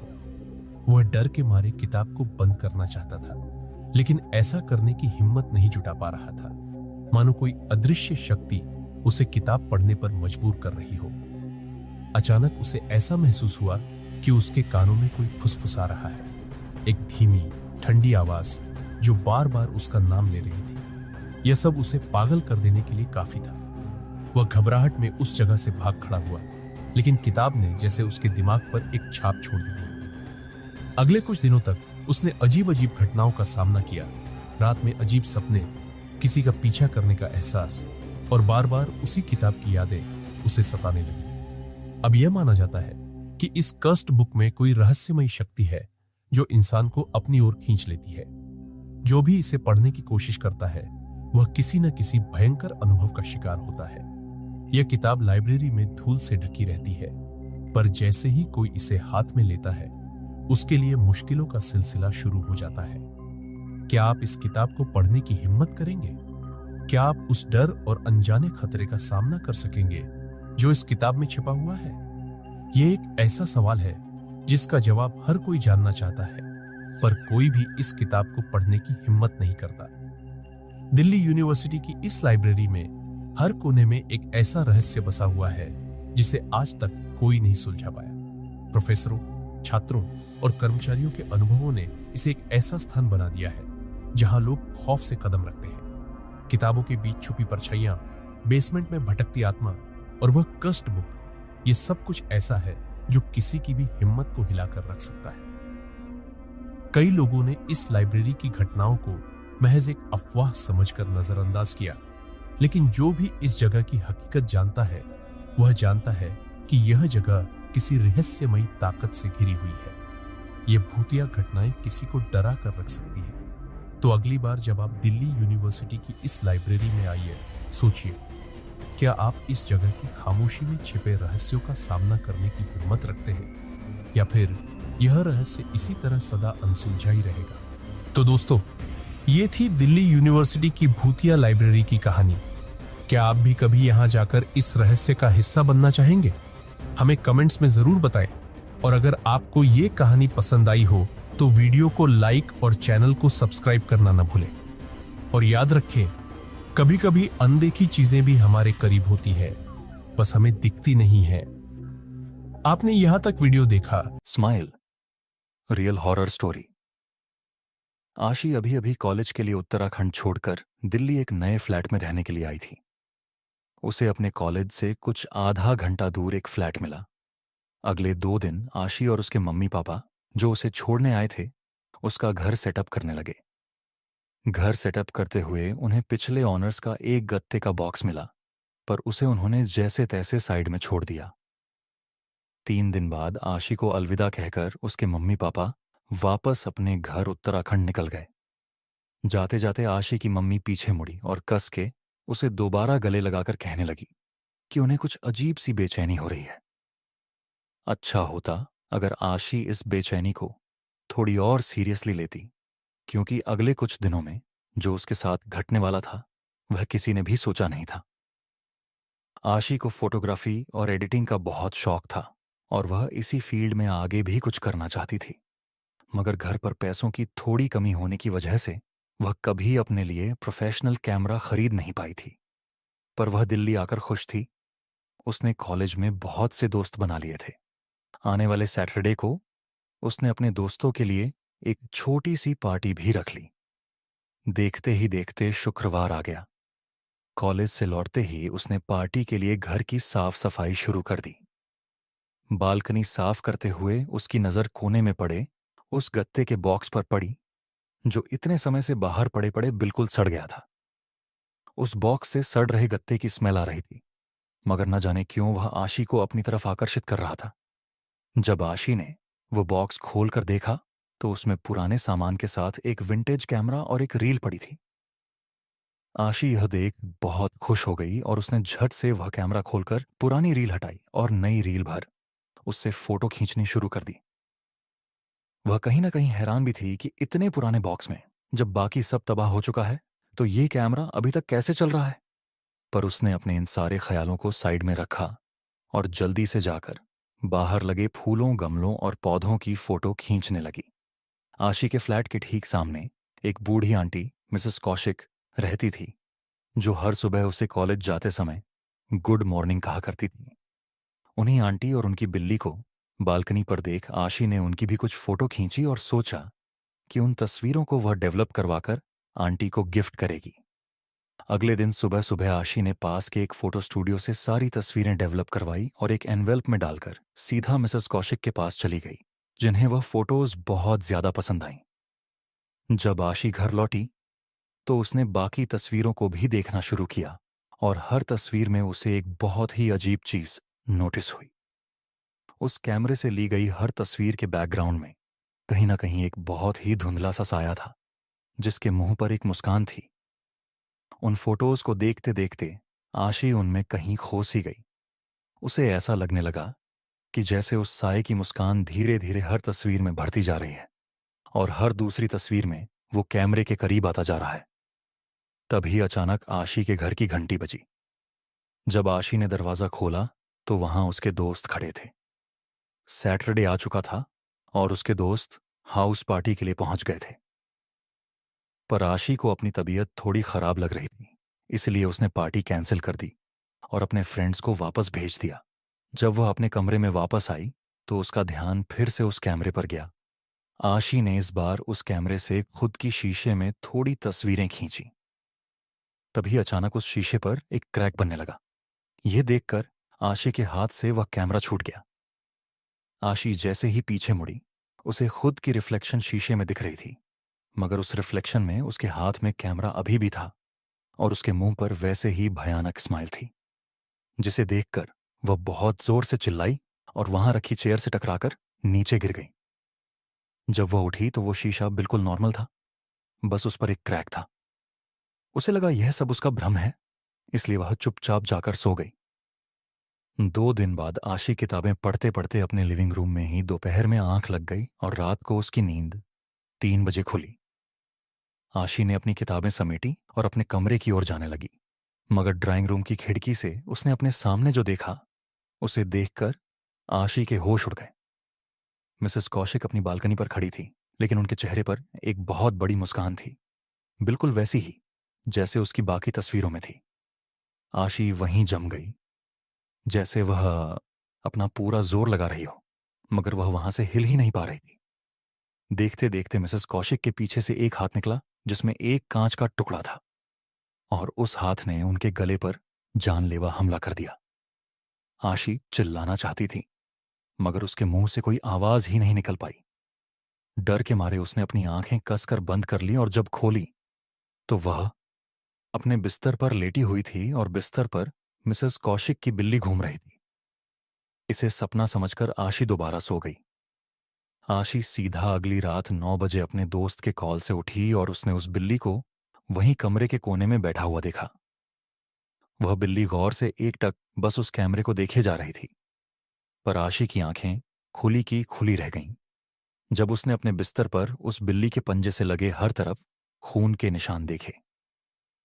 आशी ने भागकर वापस अपनी खिड़की पर जाकर देखा तो मिसेस कौशिक वहीं थी, जहां उसने कल रात उन्हें खड़ा देखा था, और उनके हाथ में वह कांच का टुकड़ा था। उनके बगल में उनकी बिल्ली एक खून के तालाब में बैठी अपने पैर छाट रही थी। आसपास के फूल मुरझा गए थे और गमलों में सारे पौधे भी मर गए थे। आशी दौड़कर अपने कमरे में गई तो वह बिल्ली गायब हो चुकी थी, मगर वह खून के निशान अभी तक उस कमरे में चारों ओर फैले हुए थे। आशी को कुछ समझ नहीं आ रहा था। बस उसने जल्दी से जाकर उस कैमरे को अपने डस्टबिन में फेंक दिया। तब उसकी नज़र बॉक्स में पड़ी पुरानी रील पर पड़ी।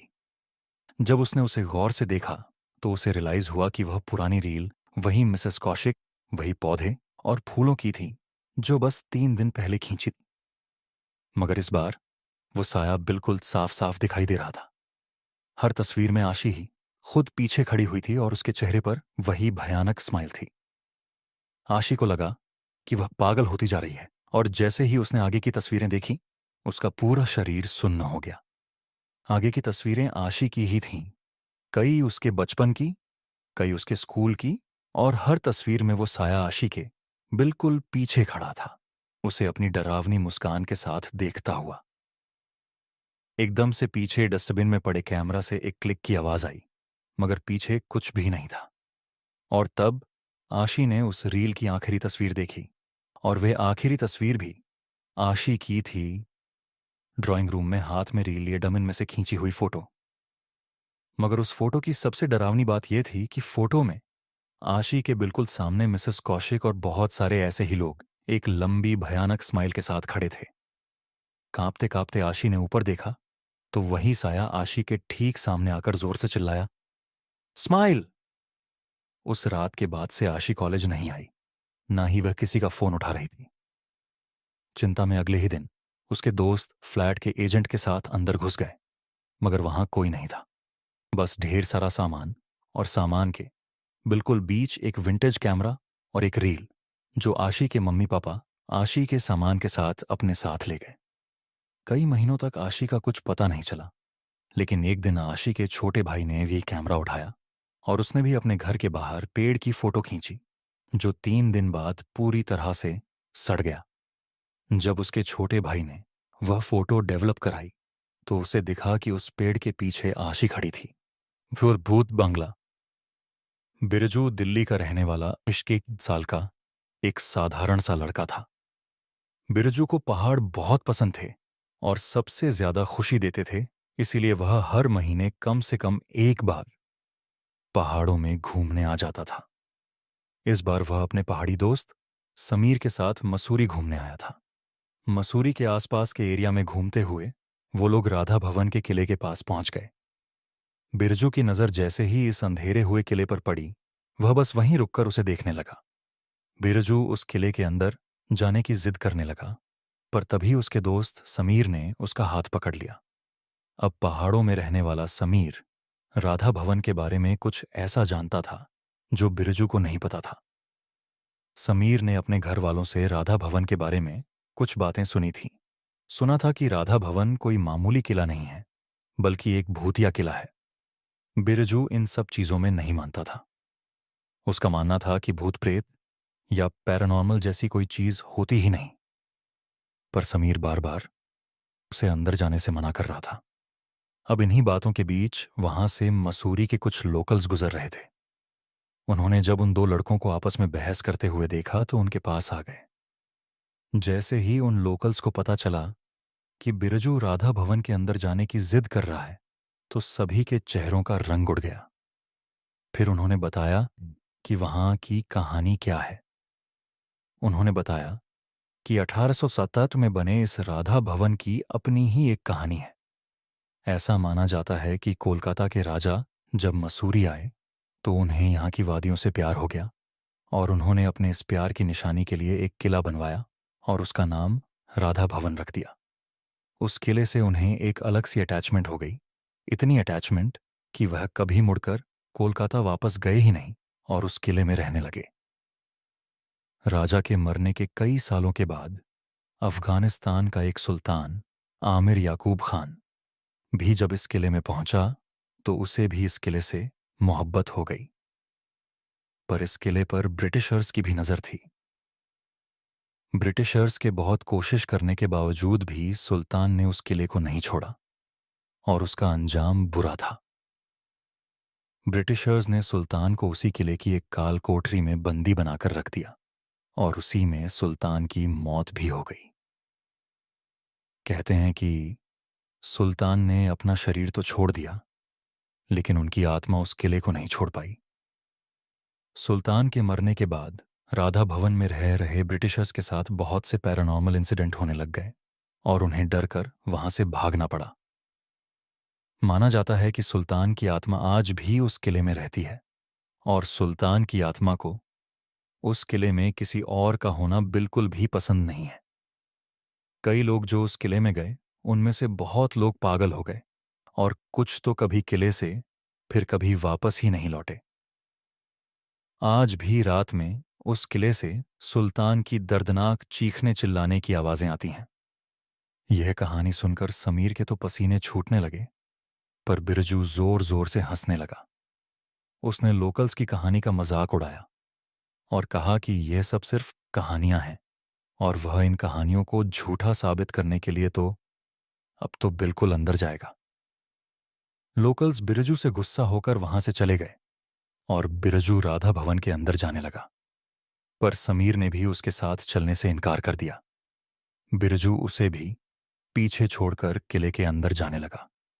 उस किले के अंदर जाते ही बिरजू की आंखें चमक उठीं। पता नहीं क्यों उसे उस खंडरई किले में अचानक से थोड़ी ठंड लगने लगी। क्योंकि वह एक हिल स्टेशन पर था, तो उसे ये बात अजीब नहीं लग रही थी। धीरे धीरे सूरज भी ढलने लगा था और राधा भवन के अंदर अंधेरा छाने लगा था, पर बिरजू को उस किले से बाहर जाने का मन ही नहीं कर रहा था। बिरजू उस किले के अंदर खड़ा होकर उस कहानी वाले सुल्तान को आवाज देने लगा और उस सुल्तान पर हंसने लगा। लेकिन तभी अचानक से बिरजू को किसी के कदमों की आवाज सुनाई दी। पहले तो बिरजू को वह अपने मन का भ्रम लगा, पर तभी उसे ऐसा लगा कि जैसे कोई बगल में खड़ा सांस ले रहा हो। बिरजू के पूरे शरीर में एक एक कपकपी उठ गई। उसके बगल में कोई नहीं था। तभी उसके पैरों को किसी ने पकड़ लिया और वह जमीन पर गिर गया। जमीन पर गिरते ही उसके शरीर को कोई घसीटकर किले के अंदर लेकर जा रहा था। जैसे ही बिरजू ने अपने पैरों की तरफ देखा तो उसका दिल दहल गया। एक आदमी सुल्तान के कपड़ों में उसके पैरों को हकड़द कर घसीट रहा था। बिरजू डर के मारे जोर जोर से चीखने चिल्लाने लगा। तभी उस सुल्तान ने मुड़कर बिरजू को देखा और वह दृश्य बिरजू के दिमाग में हमेशा के लिए छप गया था। उस सुल्तान के चेहरे की याद स्किन उतरी हुई थी और उसका पूरा बदन काला पड़ा हुआ था। बिरजू समझ गया था कि यही वह सुल्तान की आत्मा है और उन लोकल्स की बताई हुई कहानी बिल्कुल सच थी। उस सुल्तान की आत्मा ने बिरजू को एक काल कोठरी में बंद कर दिया। बिरजू को अंधेरे के सिवा और कुछ नहीं दिख रहा था, बस उसे जोर जोर से धम धम की आवाजें सुनाई दे रही थीं। बिरजू बहुत ज्यादा डर गया था। उसे अचानक सांस आनी बंद हो गई और वह दर्द में चीखता रहा। चीखते चीखते वह बेहोश हो गया। बिरजू की आंखें खोलीं तो वह अपनी गाड़ी की सीट पर लेटा हुआ था और समीर उसके पास ही बैठा हुआ था। समीर ने बताया कि बिरजू को अकेला छोड़कर वह चला तो गया, पर उसे उसकी चिंता होने लगी थी। सूरज ढलने के कुछ देर बाद समीर बिरजू को ढूंढता हुआ उस किले में गया और उसे बिरजू किले के बाहर एक मैदान में बेहोश पड़ा मिला था। बिरजू ने समीर को गले लगाकर उसे सब कुछ बताया और वह उसके बाद कभी मसूरी नहीं आया। पर तब से बिरजू की मानसिक हालत खराब होती चली गई और वह पागल सा हो गया। और समीर को आज भी राधा भवन के बुरे सपने आते हैं। यह किस्सा सुनकर मैं और मेरा पूरा क्रू दंग रह गया। दोस्तों, बिरजू ने उस किले में रह रही एंटिटीज का मजाक उड़ाया और उसका अंजाम आपके सामने है। MTV डार्क स्क्रोल के अगले एपिसोड में हमारे सीकर्स भी इसी राधा भवन में इन्वेस्टिगेट करने गए हैं। अगर आप देखना चाहते हैं कि उनका एक्सपीरियंस कैसा था। Mumbai marine drive.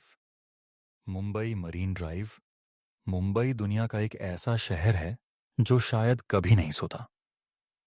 रात में यहां अक्सर लोगों की रौनक लगी रहती है, खासकर मुंबई के मरीन ड्राइव पर। जो कि मुंबई की जान है। रात के अंधेरे में कई लोग यहां आते हैं और कभी न खत्म होने वाले समुद्र के दृश्य का आनंद लेते हैं। लेकिन एक रात मरीन ड्राइव पर कुछ ऐसा हुआ कि वह रात रोहन की जिंदगी की सबसे खौफनाक रात बन गई। रोहन का ऑफिस मरीन ड्राइव के पास था और रोहन लगभग हर शाम ऑफिस के बाद कुछ देर मरीन ड्राइव पर सैर करने जाता था। कुछ दिनों से उसके ऑफिस में काम का बोझ बहुत ज्यादा बढ़ गया था, जिसकी वजह से उसे ऑफिस से निकलते हुए देर रात हो जाती थी। लेकिन फिर भी वह मरीन ड्राइव जरूर जाता था। उसके लिए यह एक ऐसी जगह थी जहां वह अपने दिमाग को शांत कर सकता था। एक रात उसे ऑफिस से निकलते हुए 2 बज गए। वह रोज की तरह उस रात भी मरीन ड्राइव पर गया, लेकिन उस रात हवा में एक अजीब सी ठंडक थी। मरीन ड्राइव पर ठंडी रात में अक्सर कई लोग वहां बैठा करते थे, लेकिन उस रात रोहन बिल्कुल अकेला था। दूर दूर तक उसे कोई नजर नहीं आ रहा था, लेकिन वह यह सब इग्नोर करके कान में ईयरफोन लगाए वहां वॉक करने लगा। वह गाना एंजॉय करते हुए वॉक कर ही रहा था कि अचानक उसकी ईयरफोन में आवाज आनी बंद हो गई। उसका फोन अचानक से स्विच ऑफ हो गया था। यह बात रोहन को बहुत अजीब लगी, क्योंकि उसके फोन में तो करीबन 80% चार्जिंग थी। वह फोन ऑन करने की कोशिश कर रहा था जब अचानक से उसे किसी के रोने की आवाज आई। वह कुछ आगे चला तो वहां एक लड़की बैठकर रो रही थी। यह देखकर ना जाने रोहन को क्या हुआ कि वह उसके पास चला गया और उससे उसके रोने का कारण पूछने लगा। उस लड़की ने बताया कि उसका नाम अंजलि है और जिस लड़के से वह प्यार करती थी और साथ रहती थी, उस लड़के ने उसे धोखा दे दिया। उस लड़की की बातें सुनते हुए रोहन वहीं पर बैठ गया। रोहन काफी देर तक वहीं उसके साथ बैठा रहा और फिर अचानक से रोहन के सर में बहुत जोरों का दर्द शुरू हो गया। वह दर्द इतना तेज था कि रोहन का पूरा चेहरा लाल हो गया और देखते ही देखते रोहन अपने होश को बैठा रह गया। जब रोहन की आंख खुली तो सुबह हो चुकी थी और वह मरीन ड्राइव पर ही लेटा पड़ा था। उसके आसपास कोई भी नहीं था, अंजलि भी नहीं। उसे कुछ समझ नहीं आया, क्योंकि आखिरी चीज जो उसे याद थी वह यह थी कि वह अंजलि के साथ मरीन ड्राइव पर बैठा बातें कर रहा था। अगली रात रोहन ऑफिस के बाद सीधा मरीन ड्राइव पर पहुंच गया और वहां अंजलि को ढूंढने लगा। काफी देर बाद, करीब रात के 3 बजे, उसे अंजलि एक कोने में बैठी मिली। जब रोहन ने पिछली रात के बारे में अंजलि से पूछा तो अंजलि ने कहा कि रोहन बहुत थक गया था और वह वहीं पर सो गया। रोहन को भी लगा कि शायद सच में उसकी मरीन ड्राइव पर आंख लग गई होगी। रोहन और अंजलि फिर से बातें करने लगे, लेकिन फिर कुछ देर बाद रोहन के सर में दर्द होने लगा और वह फिर से बेहोश हो गया। जब वह उठा तो वह फिर से मरीन ड्राइव पर लेटा हुआ था। रोहन को फिर कुछ समझ नहीं आया, लेकिन अब रोहन के दिमाग में सिर्फ अंजलि चल रही थी। वह अंजलि का दीवाना सा हो गया था, इतना दीवाना कि वह रोज देर रात मरीन ड्राइव पर अंजलि से मिलता और बातें करते करते बेहोश हो जाता। रोज सुबह उसकी मरीन ड्राइव पर लेटे हुए ही आंख खुलती। धीरे धीरे रोहन बहुत कमजोर होने लगा था। उसकी तबीयत बहुत ढीली रहने लगी थी। एक रात ऑफिस में रोहन के एक दोस्त ने उसकी हालत देख के पूछा कि क्या वह ठीक है। तब रोहन ने उसे अंजलि के बारे में बताया, लेकिन उसके दोस्त ने बताया कि वह भी पिछली रात मरीन ड्राइव पर ही था और उसने रोहन को मरीन ड्राइव पर अपने आप से बातें करते हुए देखा था। उसके आसपास कोई लड़की नहीं थी। रोहन अपने दोस्त की इस बात को सुनकर थोड़ा चौंक गया। उस रात रोहन मरीन ड्राइव पर अंजलि को ढूंढ रहा था तो उसे वह कहीं नहीं दिख रही थी। वह बुरी तरह परेशान होने लगा था। रोहन के हाथ पैर कांपने लगे और पूरा शरीर पसीने से तर हो गया था। अंजलि से मिलना मानो उसके लिए नशा सा बन गया था। रोहन अंजलि को ढूंढने के लिए मरीन ड्राइव की बाउंड्री वॉल के ऊपर चढ़ गया और अंजलि को आवाज देने लगा। और तभी अचानक उसे ऐसा लगा कि जैसे समुंदर से कोई काला साया निकला हो और उसके शरीर के आर पार हो गया हो। लेकिन इससे पहले कि रोहन कुछ सोचता, उसे अंजलि की आवाज आई। वह रोहन को अपने पास बुला रही थी। रोहन पीछे मुड़ा तो अंजलि उसे वहीं खड़ी मिली। रोहन फिर से अंजलि के पास जाकर बैठ गया। रोहन को उसके ऑफिस कलीग की बात बार बार परेशान कर रही थी, इसलिए उसने सोचा कि वह अंजलि के साथ एक फोटो खींचेगा। उसने अपना फोन निकाला और अंजलि के साथ फोटो खींचने लगा। और जैसे ही उसने फोटो क्लिक का बटन प्रेस किया, तभी अंजलि ने गुस्से में आकर उसके फोन पर अपना हाथ मारा और रोहन का फोन दूर जाकर गिरा। रोहन को यह बात बहुत अजीब लगी, पर अंजलि ने उससे कहा कि उसे फोटो खिंचवाना बिल्कुल भी पसंद नहीं है। रोहन ने जब अपने फोन को उठाया तो उसने देखा कि उसके फोन में एक ब्लर्ड फोटो थी, पर उस फोटो में अंजलि के हाथ कुछ अजीब से काले दिख रहे थे। रोहन को कुछ समझ नहीं आया। तभी अंजलि ने फिर से उसे आवाज लगाई और रोहन अब थोड़ा सहम गया। रोहन अंजलि के पास गया और उसने उससे पूछा, अंजलि, हम इतने समय से मिल रहे हैं, पर तुमने कभी बताया नहीं कि तुम आखिर रहती कहां? अंजलि ने उस बात का कोई जवाब नहीं दिया। वह बस चुप होकर फिर से रोने लगी और उसके रोने की आवाज सुनकर रोहन के सर में फिर से जोरों का दर्द शुरू हो गया। हर बार जब भी रोहन का सर दर्द करता, उसके बाद उसे कुछ याद नहीं रहता। लेकिन इस बार जैसे ही रोहन को चक्कर आने लगे, उसने अपना फोन का कैमरा निकाला और उससे अंजलि की फोटो ले ली। तस्वीर लेते ही अंजलि जोर से चिल्लाई, पर वह आवाज किसी इंसान की नहीं, बल्कि ऐसा लग रहा था कि वह कोई भयानक जानवर हो। रोहन ने जैसे ही फोन के अंदर देखा तो उसका दिल दहल गया। उस फोटो में बैठी लड़की अंजलि नहीं थी, बल्कि एक बहुत भयानक चुड़ैल लग रही थी जिसका पूरा शरीर काला पड़ चुका था। यह देखते ही रोहन के हाथों से फोन छूट गया और वह चीखता हुआ तेजी से समुंदर से दूर भागने लगा। कुछ दूर जाकर जब उसने पीछे मुड़कर देखा तो अंजलि का चेहरा पूरी तरह बदल चुका था। वह एक भयानक चुड़ैल दिख रही थी और वह चुड़ैल धीरे धीरे समुंदर में जाकर कहीं गायब हो गई। रोहन को अपनी आंखों पर विश्वास नहीं हो रहा था। जब उसने आसपास के सामान बेचने वालों से पूछा तो एक बूढ़े आदमी ने उसे बताया कि कई साल पहले एक लड़की रोज रात में कर मरीन ड्राइव पर रोती थी।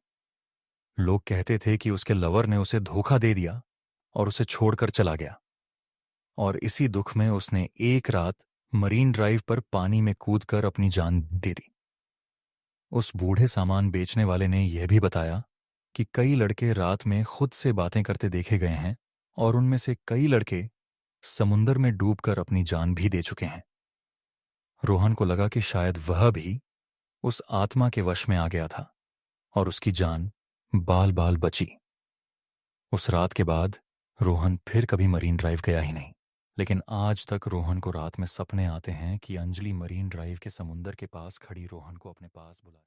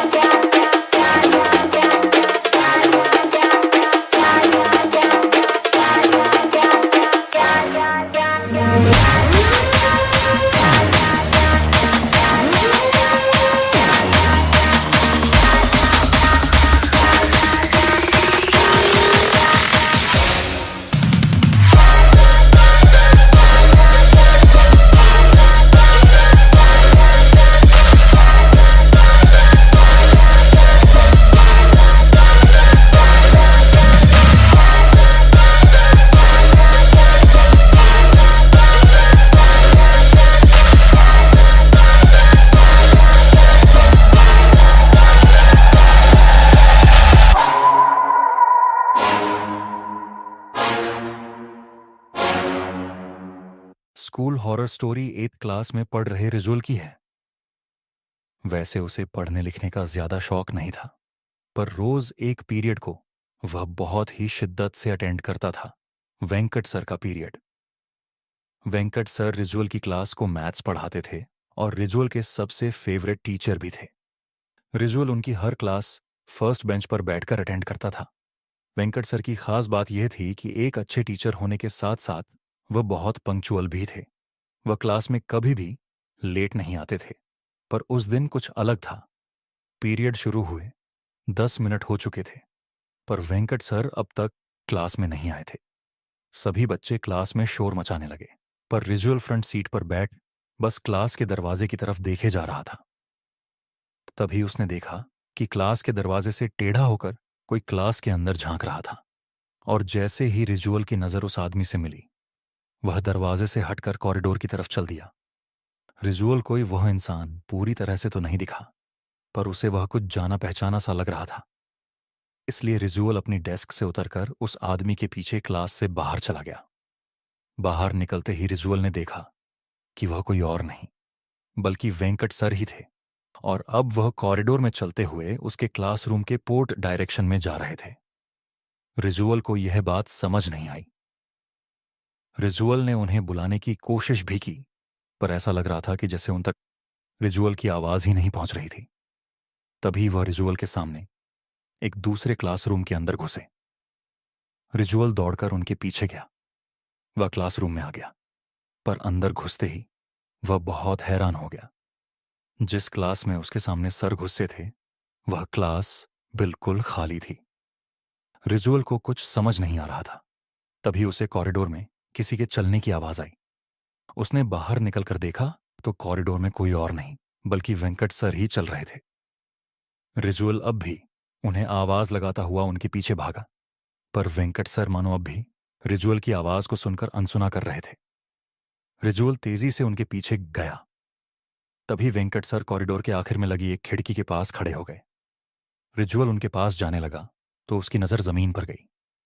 खिड़की से बहुत तेज धूप आ रही थी, जिसकी वजह से जमीन पर रिजुअल की ओर खिड़की की भी परछाई बन रही थी, पर वहां वेंकट सर की कोई भी परछाई नहीं थी। ये बात रिजुअल को बहुत ही ज्यादा अजीब लगी, पर अब वेंकट सर उसके सामने ही खड़े थे। वह उनके पास गया और उनसे कहने लगा, सर, हमारी क्लास में आपका पीरियड है, आप क्लास लेने क्यों नहीं आए? रिजुअल के बात बोलते ही कॉरिडोर में एक अजीब सा सन्नाटा छा गया। खिड़की से आ रही तेज धूप की रोशनी मानो अचानक गायब हो गई और पूरे कॉरिडोर में अंधेरा छा गया। ऐसा लग रहा था कि शायद कोई बहुत बड़ा तूफान आने वाला था। रिजुअल अब थोड़ा घबराने लगा, लेकिन उसने वेंकट सर से फिर से पूछा, सर, क्या हुआ? आप कुछ बोल क्यों नहीं रहे?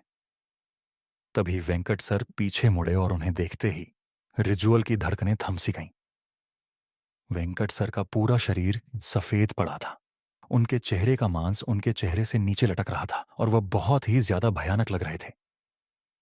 रिजुअल डर के मारे धीरे धीरे पीछे होने लगा। रिजुअल को अपनी आंखों पर विश्वास ही नहीं हो रहा था। अचानक ही उसके सामने खड़े वेंकट सर ने अपने मुंह को खोलकर बहुत बड़ा कर लिया और वह कुछ बोलने की कोशिश करने लगे, लेकिन अजीब सी आवाजों के अलावा वह कुछ भी नहीं कह पा रहे थे। देखते ही देखते वेंकट सर का शरीर अकड़ने लगा और रिजुअल उन्हें देखकर थमसा गया। उन्होंने रिजुअल की तरफ अपना हाथ आगे बढ़ाया ही था कि वह देखते ही रिजुअल वहां से उल्टी तरफ भागने लगा। उस कॉरिडोर में तेजी से भागते हुए वह किसी से टकरा गया, नीचे गिर गया। रिजुअल ने जब उठकर देखा तो उसके सामने सुकृति मैम खड़ी थीं। रिजुअल हाफ होकर वेंकट सर का नाम बार बार बड़बड़ाए जा रहा था।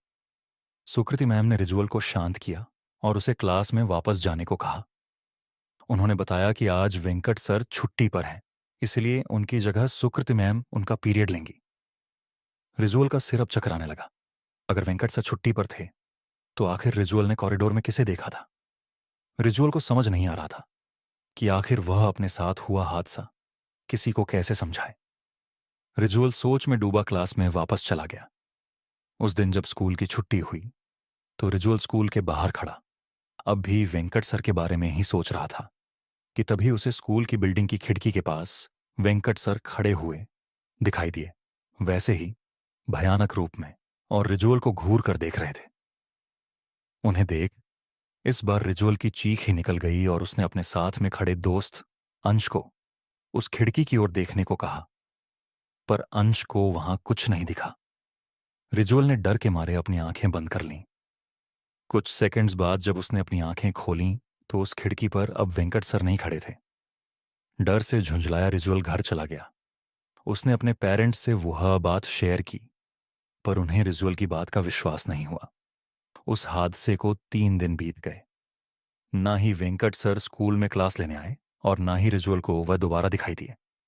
पर 3 दिन बाद उनके स्कूल में एक खबर आई जिसे सुनकर रिजुअल की रूह कांप उठी। खबर यह थी कि वेंकट सर की 3 दिन पहले ही मौत हो गई थी। वह रात को सोए और सुबह उनका पूरा शरीर अकड़ा हुआ पाया गया। वह नींद में ही चल बसे थे। रिजुअल को आज तक समझ नहीं आया कि आखिर वेंकट सर सिर्फ उसे ही क्यों दिखाई दिए थे। School horror story 8th class में पढ़ रहे रिजुअल की है। वैसे उसे पढ़ने लिखने का ज्यादा शौक नहीं था, पर रोज एक पीरियड को वह बहुत ही शिद्दत से अटेंड करता था, वेंकट सर का पीरियड। वेंकट सर रिजुअल की क्लास को मैथ्स पढ़ाते थे और रिजुअल के सबसे फेवरेट टीचर भी थे। रिजुअल उनकी हर क्लास फर्स्ट बेंच पर बैठकर अटेंड करता था। वेंकट सर की खास बात यह थी कि एक अच्छे टीचर होने के साथ साथ वह बहुत पंक्चुअल भी थे।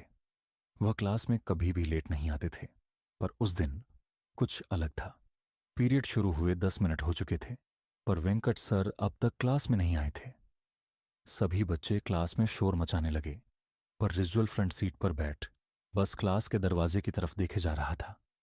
तभी उसने देखा कि क्लास के दरवाजे से टेढ़ा होकर कोई क्लास के अंदर झांक रहा था, और जैसे ही रिजुअल की नजर उस आदमी से मिली, वह दरवाजे से हटकर कॉरिडोर की तरफ चल दिया। रिजुअल को वह इंसान पूरी तरह से तो नहीं दिखा, पर उसे वह कुछ जाना पहचाना सा लग रहा था। इसीलिए रिजुअल अपनी डेस्क से उतरकर उस आदमी के पीछे क्लास से बाहर चला गया। बाहर निकलते ही रिजुअल ने देखा कि वह कोई और नहीं बल्कि वेंकट सर ही थे, और अब वह कॉरिडोर में चलते हुए उसके क्लासरूम के पोर्ट डायरेक्शन में जा रहे थे। रिजुअल को यह बात समझ नहीं आई। रिजुअल ने उन्हें बुलाने की कोशिश भी की, पर ऐसा लग रहा था कि जैसे उन तक रिजुअल की आवाज ही नहीं पहुंच रही थी। तभी वह रिजुअल के सामने एक दूसरे क्लासरूम के अंदर घुसे। रिजुअल दौड़कर उनके पीछे गया। वह क्लासरूम में आ गया, पर अंदर घुसते ही वह बहुत हैरान हो गया। जिस क्लास में उसके सामने सर घुसे थे, वह क्लास बिल्कुल खाली थी। रिजुअल को कुछ समझ नहीं आ रहा था। तभी उसे कॉरिडोर में किसी के चलने की आवाज आई। उसने बाहर निकलकर देखा तो कॉरिडोर में कोई और नहीं बल्कि वेंकट सर ही चल रहे थे। रिजुअल अब भी उन्हें आवाज लगाता हुआ उनके पीछे भागा, पर वेंकट सर मानो अब भी रिजुअल की आवाज को सुनकर अनसुना कर रहे थे। रिजुअल तेजी से उनके पीछे गया। तभी वेंकट सर कॉरिडोर के आखिर में लगी एक खिड़की के पास खड़े हो गए। रिजुअल उनके पास जाने लगा तो उसकी नजर जमीन पर गई। खिड़की से बहुत तेज धूप आ रही थी, जिसकी वजह से जमीन पर रिजुअल की और खिड़की की भी परछाई बन रही थी, पर वहां वेंकट सर की कोई भी परछाई नहीं थी। ये बात रिजुअल को बहुत ही ज्यादा अजीब लगी, पर अब वेंकट सर उसके सामने ही खड़े थे। वो उनके पास गया और उनसे कहने लगा, सर, हमारी क्लास में आपका पीरियड है, आप क्लास लेने क्यों नहीं आए? रिजुअल के बात बोलते ही कॉरिडोर में एक अजीब सा सन्नाटा छा गया। खिड़की से आ रही तेज धूप की रोशनी मानो अचानक गायब हो गई और पूरे कॉरिडोर में अंधेरा छा गया। ऐसा लग रहा था कि शायद कोई बहुत बड़ा तूफान आने वाला था। रिजुअल अब थोड़ा घबराने लगा, लेकिन उसने वेंकट सर से फिर से पूछा, सर, क्या हुआ? आप कुछ बोल क्यों नहीं रहे? तभी वेंकट सर पीछे मुड़े और उन्हें देखते ही रिजुअल की धड़कनें थम सी गईं। वेंकट सर का पूरा शरीर सफेद पड़ा था। उनके चेहरे का मांस उनके चेहरे से नीचे लटक रहा था और वह बहुत ही ज्यादा भयानक लग रहे थे। रिजुअल डर के मारे धीरे धीरे पीछे होने लगा। रिजुअल को अपनी आंखों पर विश्वास ही नहीं हो रहा था। अचानक ही उसके सामने खड़े वेंकट सर ने अपने मुंह को खोलकर बहुत बड़ा कर लिया और वह कुछ बोलने की कोशिश करने लगे, लेकिन अजीब सी आवाजों के अलावा वह कुछ भी नहीं कह पा रहे थे। देखते ही देखते वेंकट सर का शरीर अकड़ने लगा और रिजुअल उन्हें देखकर थम सा गया। उन्होंने रिजुअल की तरफ अपना हाथ आगे बढ़ाया ही था कि वह देखते ही रिजुअल वहां से उल्टी तरफ भागने लगा। उस कॉरिडोर में तेजी से भागते हुए वह किसी से टकरा गया, नीचे गिर गया। रिजुअल ने जब उठकर देखा तो उसके सामने सुकृति मैम खड़ी थीं। रिजुअल हाफ होकर वेंकट सर का नाम बार बार बड़बड़ाए जा रहा था। सुकृति मैम ने रिजुअल को शांत किया और उसे क्लास में वापस जाने को कहा। उन्होंने बताया कि आज वेंकट सर छुट्टी पर हैं, इसलिए उनकी जगह सुकृति मैम उनका पीरियड लेंगी। रिजुअल का सिर अब चकराने लगा। अगर वेंकट सर छुट्टी पर थे तो आखिर रिजुअल ने कॉरिडोर में किसे देखा था? रिजुअल को समझ नहीं आ रहा था कि आखिर वह अपने साथ हुआ हादसा किसी को कैसे समझाए। रिजुअल सोच में डूबा क्लास में वापस चला गया।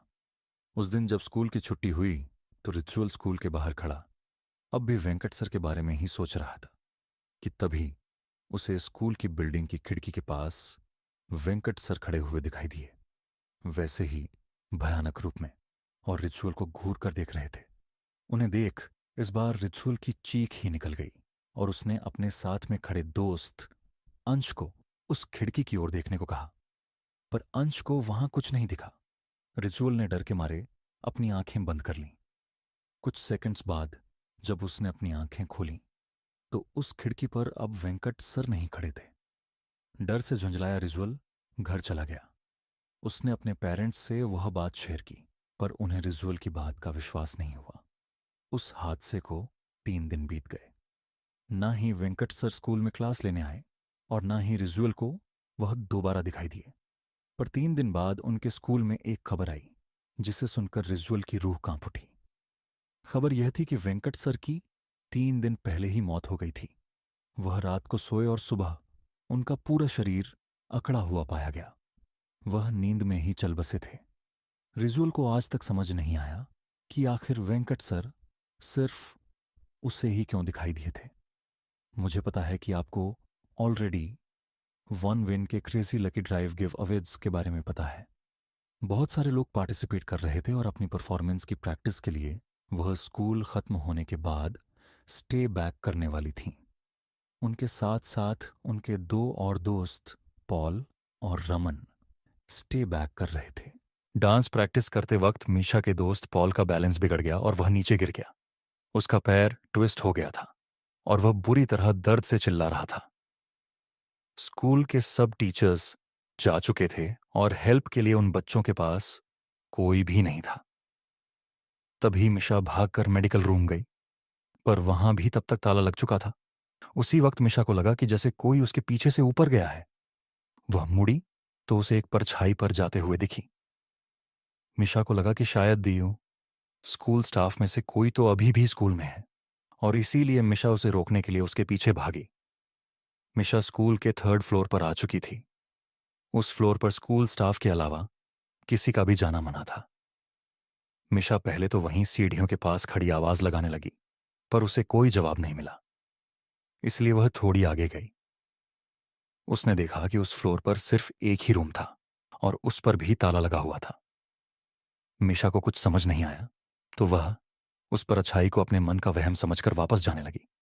लेकिन तभी उसे एक अजीब सी आवाज आई। जब मिशा ने पलटकर उस कमरे की तरफ देखा तो उस दरवाजे पर जो ताला लगा था वह टूटकर नीचे गिरा हुआ था। मिशा एकदम से चौंक उठी। वह उस रूम के अंदर गई और उसे दिखा कि एक आदमी खिड़की की तरफ मुंह करके खड़ा है। मिशा ने उससे पूछा कि अगर वह उसके साथ चलकर पॉल की मदद करेगा, लेकिन उस आदमी ने मिशा को कोई रिएक्शन ही नहीं दिया। मिशा को सब कुछ बहुत अजीब लग रहा था। उसने फिर से उस आदमी को पुकारा, लेकिन तभी अचानक उस कमरे का दरवाजा अपने आप बंद होने लगा। मिशा यह देखकर घबरा उठी। वह दरवाजे की तरफ गई और उसे खोलने की कोशिश करने लगी, लेकिन वह दरवाजा नहीं खुला। तभी मिशा को उस आदमी के हंसने की आवाज आने लगी। वह बहुत डरावने तरीके से हंस रहा था और धीरे धीरे उसकी हंसी तेज होती जा रही थी। मिशा में पलटकर देखने की हिम्मत ही नहीं थी और वह डर के मारे जोरों से दरवाजा पीटने लगी। कोई है वहां। तभी मिशा को अपनी गर्दन पर हल्की सी हवा का एहसास हुआ। उसने पलटकर देखा तो उसका दिल दहल उठा। वह आदमी जो कुछ देर पहले खिड़की को देख रहा था, अब उसके ठीक सामने खड़ा था। उसके चेहरे पर एक हल्की सी हंसी थी जो मिशा को बहुत डरावनी लग रही थी। वह मिशा को ऐसे घूर रहा था जैसे वह उसे आज जिंदा नहीं छोड़ेगा। उसने मिशा को पकड़ लिया और उसे अपने पास खींचने लगा। मिशा का रोना छूट गया और वह डर के मारे बहुत जोर से चिल्लाई। उस आदमी ने मिशा के मुंह पर हाथ रखा और मिशा के साथ बदसलूकी करने लगा। उधर मिशा को ढूंढते हुए रमन स्कूल के 3rd फ्लोर पर पहुंचा, जहां उन्हें मिशा की चीख सुनाई दी। बहुत जल्दी से उस कमरे में गए और उन्होंने देखा कि मिशा जमीन पर बैठी रो रही थी और उसके आसपास कोई भी नहीं था। उसकी शर्ट ऊपर से थोड़ी फटी हुई थी और उसके चेहरे पर चोट के निशान थे। उसने सबको अपने साथ हुआ पूरा घटना बताया। मिशा के साथ हुए इस हादसे को सुनकर स्कूल का चेहरा बिल्कुल पीला पड़ गया। उसने मिशा और उसके दोस्तों को बताया कि कुछ साल पहले स्कूल में एक सफाई कर्मचारी काम करता था। वह थोड़ा पागल सा था और वह लड़कियों को बहुत ही गंदी नजरों से देखकर हंसता रहता था। एक बार उसने एक लड़की के साथ बदसलूकी भी की थी। उस लड़की ने जब उसकी कंप्लेंट की तो स्कूल की प्रिंसिपल ने उसे हमेशा के लिए नौकरी से निकाल दिया। उसके एक हफ्ते के अंदर उस पागल आदमी ने 3rd फ्लोर वाले स्टोरेज रूम में जाकर खुद को मार डाला। उसकी मौत का काफी दिनों तक किसी को पता ही नहीं चला था। उस आदमी की बॉडी बहुत ही डरावनी हालत में पाई गई थी और तब से उसकी आत्मा उसी कमरे में भटक रही थी। इसीलिए स्कूल के 3rd फ्लोर पर किसी का भी जाना बंद कर दिया गया। इस इंसिडेंट के बाद मिशा इतनी डिस्टर्ब हो गई कि वह कुछ दिन तक स्कूल ही नहीं गई। बल्कि कुछ ही महीनों में उसने एक नए स्कूल में एडमिशन भी ले लिया। लेकिन वह कभी भी उस भयानक आदमी और उसकी डरावनी हंसी को नहीं भूल पाएगी। ये कहानी उस समय की है जब जोनाथन एक बोर्डिंग स्कूल में पढ़ा करता था। वह करीब 13 साल का था जब उसके साथ ये किस्सा घटा। एक दिन जब वह बाकी बच्चों के साथ क्लास में बैठकर पढ़ रहा था, तभी अचानक से एक जूनियर टीचर भागते हुए उनके क्लासरूम में आई और प्रोफेसर के कान में कुछ कहकर वहां से चली गई। प्रोफेसर ने अपना सेशन उस दिन के लिए वहीं खत्म कर दिया और सभी बच्चों को बताया कि स्कूल के पास वाली बिल्डिंग में कुछ ऐसा हुआ है जिसकी वजह से पूरे स्कूल का लॉकडाउन कर दिया गया है और किसी भी स्टूडेंट को अपने हॉस्टल या स्कूल प्रीमिसेस से बाहर निकलना अलाउड नहीं है। असल में स्कूल के पास वाली बिल्डिंग में एक पागल सीरियल किलर ने कुछ लोगों का मर्डर कर दिया था और वह स्कूल के आसपास ही घूम रहा था। इसलिए जब तक पुलिस उस सीरियल किलर को नहीं ढूंढ लेती, तब तक पुलिस ने स्कूल को बंद करवा दिया था। उस सीरियल किलर ने जिन भी लोगों को मारा था, उनका दाहिना हाथ उनकी बॉडी से गायब था।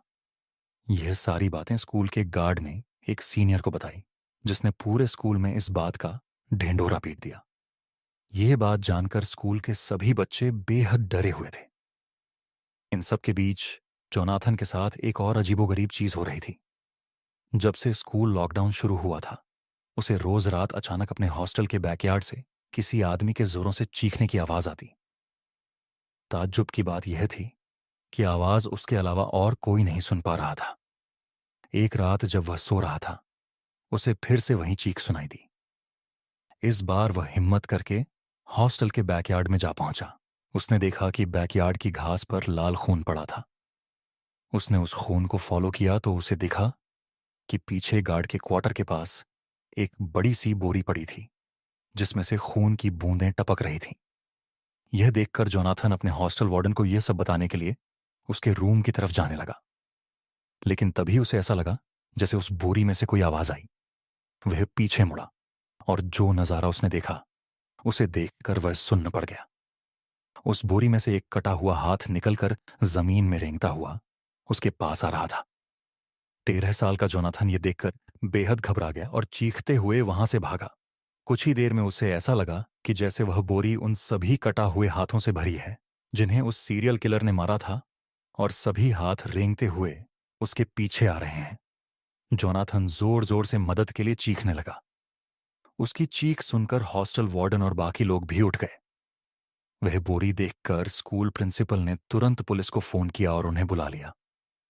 स्कूल टीचर्स ने सभी बच्चों को एक हॉल में ले जाकर अंदर से लॉक कर दिया। जोनाथन अब भी जोर जोर से रो रहा था। कुछ ही देर में पुलिस वहां पहुंच गई और उन्होंने उस सीरियल किलर को ढूंढ निकाला जो स्कूल में ही एक क्लासरूम में छुपा हुआ था। जॉनाथन ने उस रात जो महसूस किया वह सच था या नहीं यह तो नहीं कह सकते, लेकिन वह बोरी सच में उन्हीं सब लोगों के कटे हुए हाथों से भरी थी जिन्हें उस सीरियल किलर ने मारा था। उस दिन के बाद से स्कूल का रूटीन तो नॉर्मल हो गया, लेकिन जॉनाथन को आज भी वह खौफनाक सपना आता है जहां एक कटा हुआ हाथ रेंगते हुए उसके पास आ रहा है। बचपन में गर्मी की छुट्टियां हम सभी की फेवरेट हुआ करती थीं, और उन छुट्टियों में समर कैंप तो हम सब कभी ना कभी गए ही होंगे। पर क्या हो अगर यही समर कैंप आपकी जिंदगी की सबसे ज्यादा खौफनाक याद बन जाए। ये घटना जॉर्ज के साथ 2010 में हुई थी, जब वह 14 साल का था और वह अपने शहर से दूर पहाड़ों में एक समर कैंप के लिए गया था। समर कैंप की कैंप साइट उसके नाना नानी के घर के काफी पास थी, इसलिए वह कैंप शुरू होने से पहले कुछ दिन के लिए वहीं चला गया। उसके नाना ने कैंप के ऑर्गेनाइजर से बात कर ली थी कि वह जॉर्ज को बीच रास्ते से ही पिक कर लें। कैंप ऑर्गेनाइजर ने जॉर्ज के नाना को एक स्पॉट बता दिया जहां से वह लोग जॉर्ज को पिकअप करने वाले थे। जॉर्ज और उसके नाना उस लोकेशन पर पहुंचे, लेकिन वहां कोई बस नहीं थी। उन्होंने कैंप ऑर्गेनाइजर को कॉल किया और उसका phone out of network area था। उन्होंने काफी देर इंतजार भी किया, पर वहां कोई नहीं आया। इसके बाद जॉर्ज के नाना ने डिसाइड किया कि वह उसे खुद कैंप साइट तक छोड़कर आएंगे। वह लोग वहां शाम तक पहुंच गए, क्योंकि कैंप साइट मेन रोड से थोड़ा अंदर जाकर थी। तो उसके नाना उसे कैंप में छोड़कर वहां से वापस लौट गए। जॉर्ज जैसे ही कैंप साइट पहुंचा तो उसने देखा कि उस कैंप का माहौल बेहद अजीब था। सारे बच्चे चुपचाप एक सर्कल में बैठे हुए थे और जॉर्ज को अजीबोगरीब नजरों से देख रहे थे। जॉर्ज के नाना के जाते ही ऑर्गेनाइजर बिना कुछ बोले बस वहां से चला गया। जॉर्ज भी उसके पीछे पीछे कैंप को एक्सप्लोर करने लगा। उसने देखा कि एक टेंट पर उसका नाम लिखा था, तो जॉर्ज ने अपना सामान उस टेंट में रखा और बाहर सबके साथ आकर सर्कल में बैठ गया। उसके बैठते ही सभी बच्चे फिर से उसकी तरफ एक अजीब नजर से देखने लगे। जॉर्ज ने एक दो बच्चों से बात करने की कोशिश भी की, मगर कोई कुछ बोल ही नहीं रहा था। सब बस उसे घूर घूर कर देखे जा रहे थे। तभी सर्कल में बैठा एक बच्चा उठा। उसने जमीन पर पड़ा एक बड़ा सा पत्थर उठाया और गुस्से से जॉर्ज की तरफ बढ़ने लगा। उसे देखकर आसपास बैठे बच्चे भी उठे और जॉर्ज की तरफ आने लगे। सबके चेहरों पर बेहद गुस्सा था। जॉर्ज यह देखकर बहुत डर गया। वह बार बार कैंप के ऑर्गेनाइजर को लगाने लगा। जब इतनी बार बुलाने पर भी ऑर्गेनाइजर नहीं आया, तब जॉर्ज वहां से तुरंत उठा और भागकर अपने टेंट में छुप गया। अचानक ही जॉर्ज के टेंट के बाहर बिल्कुल शांति छा गई, जैसे कि वहां कोई हो ही ना। अचानक से शाम पूरी तरह ढल गई और रात के अंधेरे ने उस कैंप साइट को चारों तरफ से घेर लिया। तभी जॉर्ज को दिखा कि कुछ ही दूरी पर एक लड़की जमीन खोद रही थी। जॉर्ज हिम्मत करके उसके पास गया। जॉर्ज ने उससे बात करने की कोशिश की, लेकिन वो लड़की बस पागलों की तरह जमीन खोदे जा रही थी। जॉर्ज ने उससे फिर पूछा कि वह कौन है और क्या कर रही है, तो उस लड़की ने जॉर्ज की तरफ गुस्से से देखा और कहा कि वो जॉर्ज की कब्र खोद रही है। ये सुनकर जॉर्ज घबरा उठा और जल्दी उस लड़की से दूर भाग गया। जॉर्ज को कुछ समझ नहीं आ रहा था कि उस कैंप में आखिर हो क्या रहा है। उसने सोचा कि वह कॉल करके अपने नाना को वापस बुला लेगा और उनके साथ वापस घर चला जाएगा। फोन कॉल करने के लिए वह कैंप ऑर्गेनाइजर के टेंट गया। उसने जैसे ही उस टेंट में झांका तो वहां कोई नहीं था, लेकिन अचानक किसी ने जॉर्ज को पीछे से धक्का दिया और वह टेंट के अंदर जाकर गिर पड़ा। जब जॉर्ज ने मुड़कर देखा तो उसके होश उड़ गए। उसके सामने वही टेंट का ऑर्गेनाइजर, उनका हुलिया बहुत ही ज्यादा डरावना लग रहा था। किसी का शरीर जला हुआ था तो किसी की हड्डियां टूटी हुई थी। उन सब ने हाथ में कोई ना कोई औजार पकड़ा हुआ था और वो ऑर्गेनाइजर हाथ में हथौड़ा लिए जॉर्ज की तरफ बढ़ रहा था। जॉर्ज जोर जोर से चिल्लाते हुए मदद मांग रहा था। उसने अपने हाथों से अपनी आंखें बंद कर लीं। तभी किसी ने उसके हाथ पकड़े और उसे आवाज लगाने लगा। जॉर्ज ने जब आंखें खोली तो उसने देखा कि उसके सामने उसके नाना बैठे थे। उसके नाना ने बिना कुछ बोले जॉर्ज का हाथ पकड़ा और उसको वहां से सीधा अपनी कार में ले गए। जॉर्ज अभी भी बहुत डरा हुआ था और उसकी आंखों से आंसू बहे जा रहे थे। कैंप साइट से बाहर जाते जाते जत्था और उसके साथ कैंप के 24 बच्चे खड़े थे। उनका हुलिया बहुत ही ज्यादा डरावना लग रहा था। किसी का शरीर जला हुआ था तो किसी की हड्डियां टूटी हुई थीं। उन सब ने हाथ में कोई ना कोई औजार पकड़ा हुआ था और वो ऑर्गेनाइजर हाथ में हथौड़ा लिए जॉर्ज की तरफ बढ़ रहा था। जॉर्ज जोर जोर से चिल्लाते हुए मदद मांग रहा था। उसने अपने हाथों से अपनी आंखें बंद कर लीं। तभी किसी ने उसके हाथ पकड़े और उसे आवाज लगाने लगा। जॉर्ज ने जब आंखें खोली तो उसने देखा कि उसके सामने उसके नाना बैठे थे। उसके नाना ने बिना कुछ बोले जॉर्ज का हाथ पकड़ा और उसको वहां से सीधा अपनी कार में ले गए। जॉर्ज अभी भी बहुत डरा हुआ था और उसकी आंखों से आंसू बहे जा रहे थे। कैंप साइट से बाहर जाते जाते जॉर्ज और उसके नाना को ढेर सारे लोगों की चिल्लाने और रोने की आवाज सुनाई दे रही थी। जॉर्ज काफी देर तक एकदम शांत बैठा रहा और उसने अपने नाना से बिल्कुल बात नहीं की। उसके नाना ने उस कैंप साइट से करीब 70 से 80 किलोमीटर दूर जाकर गाड़ी रोकी। जॉर्ज के नाना ने जैसे ही उससे उसका हाल पूछा तो वह जोरों से रोने लगा और उसने अपने नाना को सब बताया, वह सब जो उसके साथ उस कैंप साइट पर हुआ था। उसके नाना ने उसे शांत किया और जॉर्ज को गले लगाकर उसे एक ऐसी बात बताई जिसे सुनकर जॉर्ज का दिल दहल गया। जॉर्ज के नाना ने उसे बताया कि जब वे वापस लौट रहे थे तो उनका phone out on off network हो गया था। जब कुछ दूर जाकर उनका फोन नेटवर्क में आया तो उन्हें एक फोन आया। वो फोन समर कैंप की टीम से था। उन्होंने उसके नाना से कहा कि वे बहुत देर से उनका फोन मिलाने की कोशिश कर रहे हैं। उन्होंने जॉर्ज के नाना को बताया कि जिस बस में सब बच्चे और कैंप ऑर्गेनाइजर थे उसका रास्ते में ही एक्सीडेंट हो गया था और उस एक्सीडेंट में कैंप ऑर्गेनाइजर के साथ साथ बस में मौजूद सारे बच्चे भी मारे गए। उस फोन कॉल के तुरंत बाद जॉर्ज के नाना जी फौरन ही जॉर्ज को उस कैंप से वापस लेने आ गए। जॉर्ज और उसके नाना जी काफी देर तक एक दूसरे को गले लगाए रहे। उस दिन जॉर्ज 2 बार मौत के मुंह से बचा, लेकिन उसके साथ जो भी हुआ उसके बाद से कभी भी वह किसी कैंप में नहीं गया और न ही कभी वह उस भूतिया कैंप को भुला पाया है। बोर्डिंग स्कूल अपने घर से दूर एक ऐसी जगह है जहां शायद कोई भी आपका अपना नहीं होता। इसी बीच अगर आपके साथ कोई अनहोनी हो जाए तो आप कहां जाएंगे? स्कूल्स में आत्मा और पैरानॉर्मल एक्टिविटीज के होने की ऐसी कई घटनाएं हैं जो आपके होश उड़ा देंगी। और हमारी आज की कहानी भी शिमला के एक बोर्डिंग स्कूल में हुई एक ऐसी ही सच्ची घटना पर बेस्ड है। मुंबई में रहने वाले सिड और नेहा की शादी को 2 साल होने वाले थे। वह पहली बार तब मिले थे जब वह दोनों क्लास 11वीं में थे और शिमला के एक बोर्डिंग स्कूल में पढ़ रहे थे। दोनों को तभी एक दूसरे से प्यार हो गया और तभी से वह दोनों एक साथ थे। अब करीब 10 साल बाद वह अपनी एलुमिना मीट यानी अपने स्कूल रियूनियन के लिए वापस अपने पुराने बोर्डिंग स्कूल जा रहे थे, लेकिन उन्हें नहीं पता था कि इस बार कौन सा बुरा साया उनका इंतजार कर रहा है। स्कूल पहुंचते ही सिड और नेहा का स्वागत स्कूल के सीनियर्स ने किया और उन्हें ग्रीट करके वे उन्हें ऑडिटोरियम तक ले गए, जहां प्रिंसिपल ने सभी एलुमनाई का वेलकम किया और पार्टी शुरू करने का ऑर्डर दिया। सिड और नेहा को पार्टी में बहुत मजा आ रहा था। उन्होंने खूब डांस किया और ढेर सारी पिक्चर्स क्लिक की। नेहा डांस करते करते थोड़ी थक गई तो इसीलिए वह साइड में आकर एक चेयर पर बैठ गई और सभी को एंजॉय करते हुए देखने लगी। तभी उसकी नजर भीड़ के पीछे खड़े एक लड़के पर गई जो कि उसी को देख रहा था। उस लड़के का हुलिया काफी अजीब था। उसकी आंखों के नीचे काले धब्बे थे, स्किन पीली पड़ी हुई थी और चेहरे पर अजीब सी उदासी थी। नेहा को उस बच्चे की शक्ल कुछ जानी पहचानी लग रही थी, मगर उसे ठीक से याद नहीं आ रहा था कि आखिर उसने उस बच्चे को कहाँ देखा था। देखते ही देखते वह बच्चा वहां से गायब हो गया और नेहा बेहद चौंक गई। वह उठ खड़ी हुई और हर तरफ उस बच्चे को ढूंढने लगी।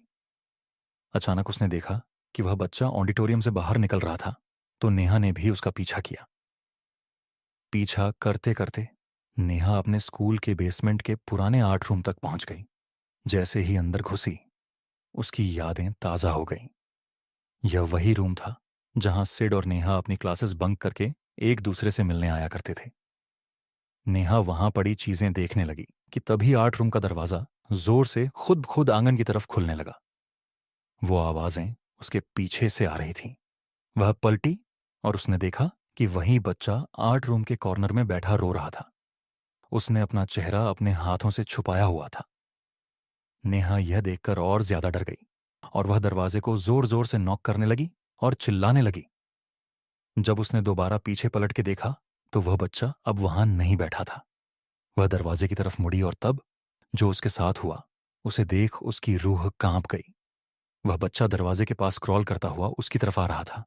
उसका चेहरा बदलकर बिल्कुल एक डेड बॉडी जैसा हो गया था। नेहा बहुत जोर से चिल्लाई और इतना डर गई कि वह अपने होश खो बैठी। नेहा वहीं बेहोश होकर नीचे गिर पड़ी। जब उसकी आंख खुली तो वह स्कूल के एक हॉस्टल रूम में थी और सिड उसके पास ही बैठा हुआ था। नेहा को बहुत तेज बुखार चढ़ा हुआ था।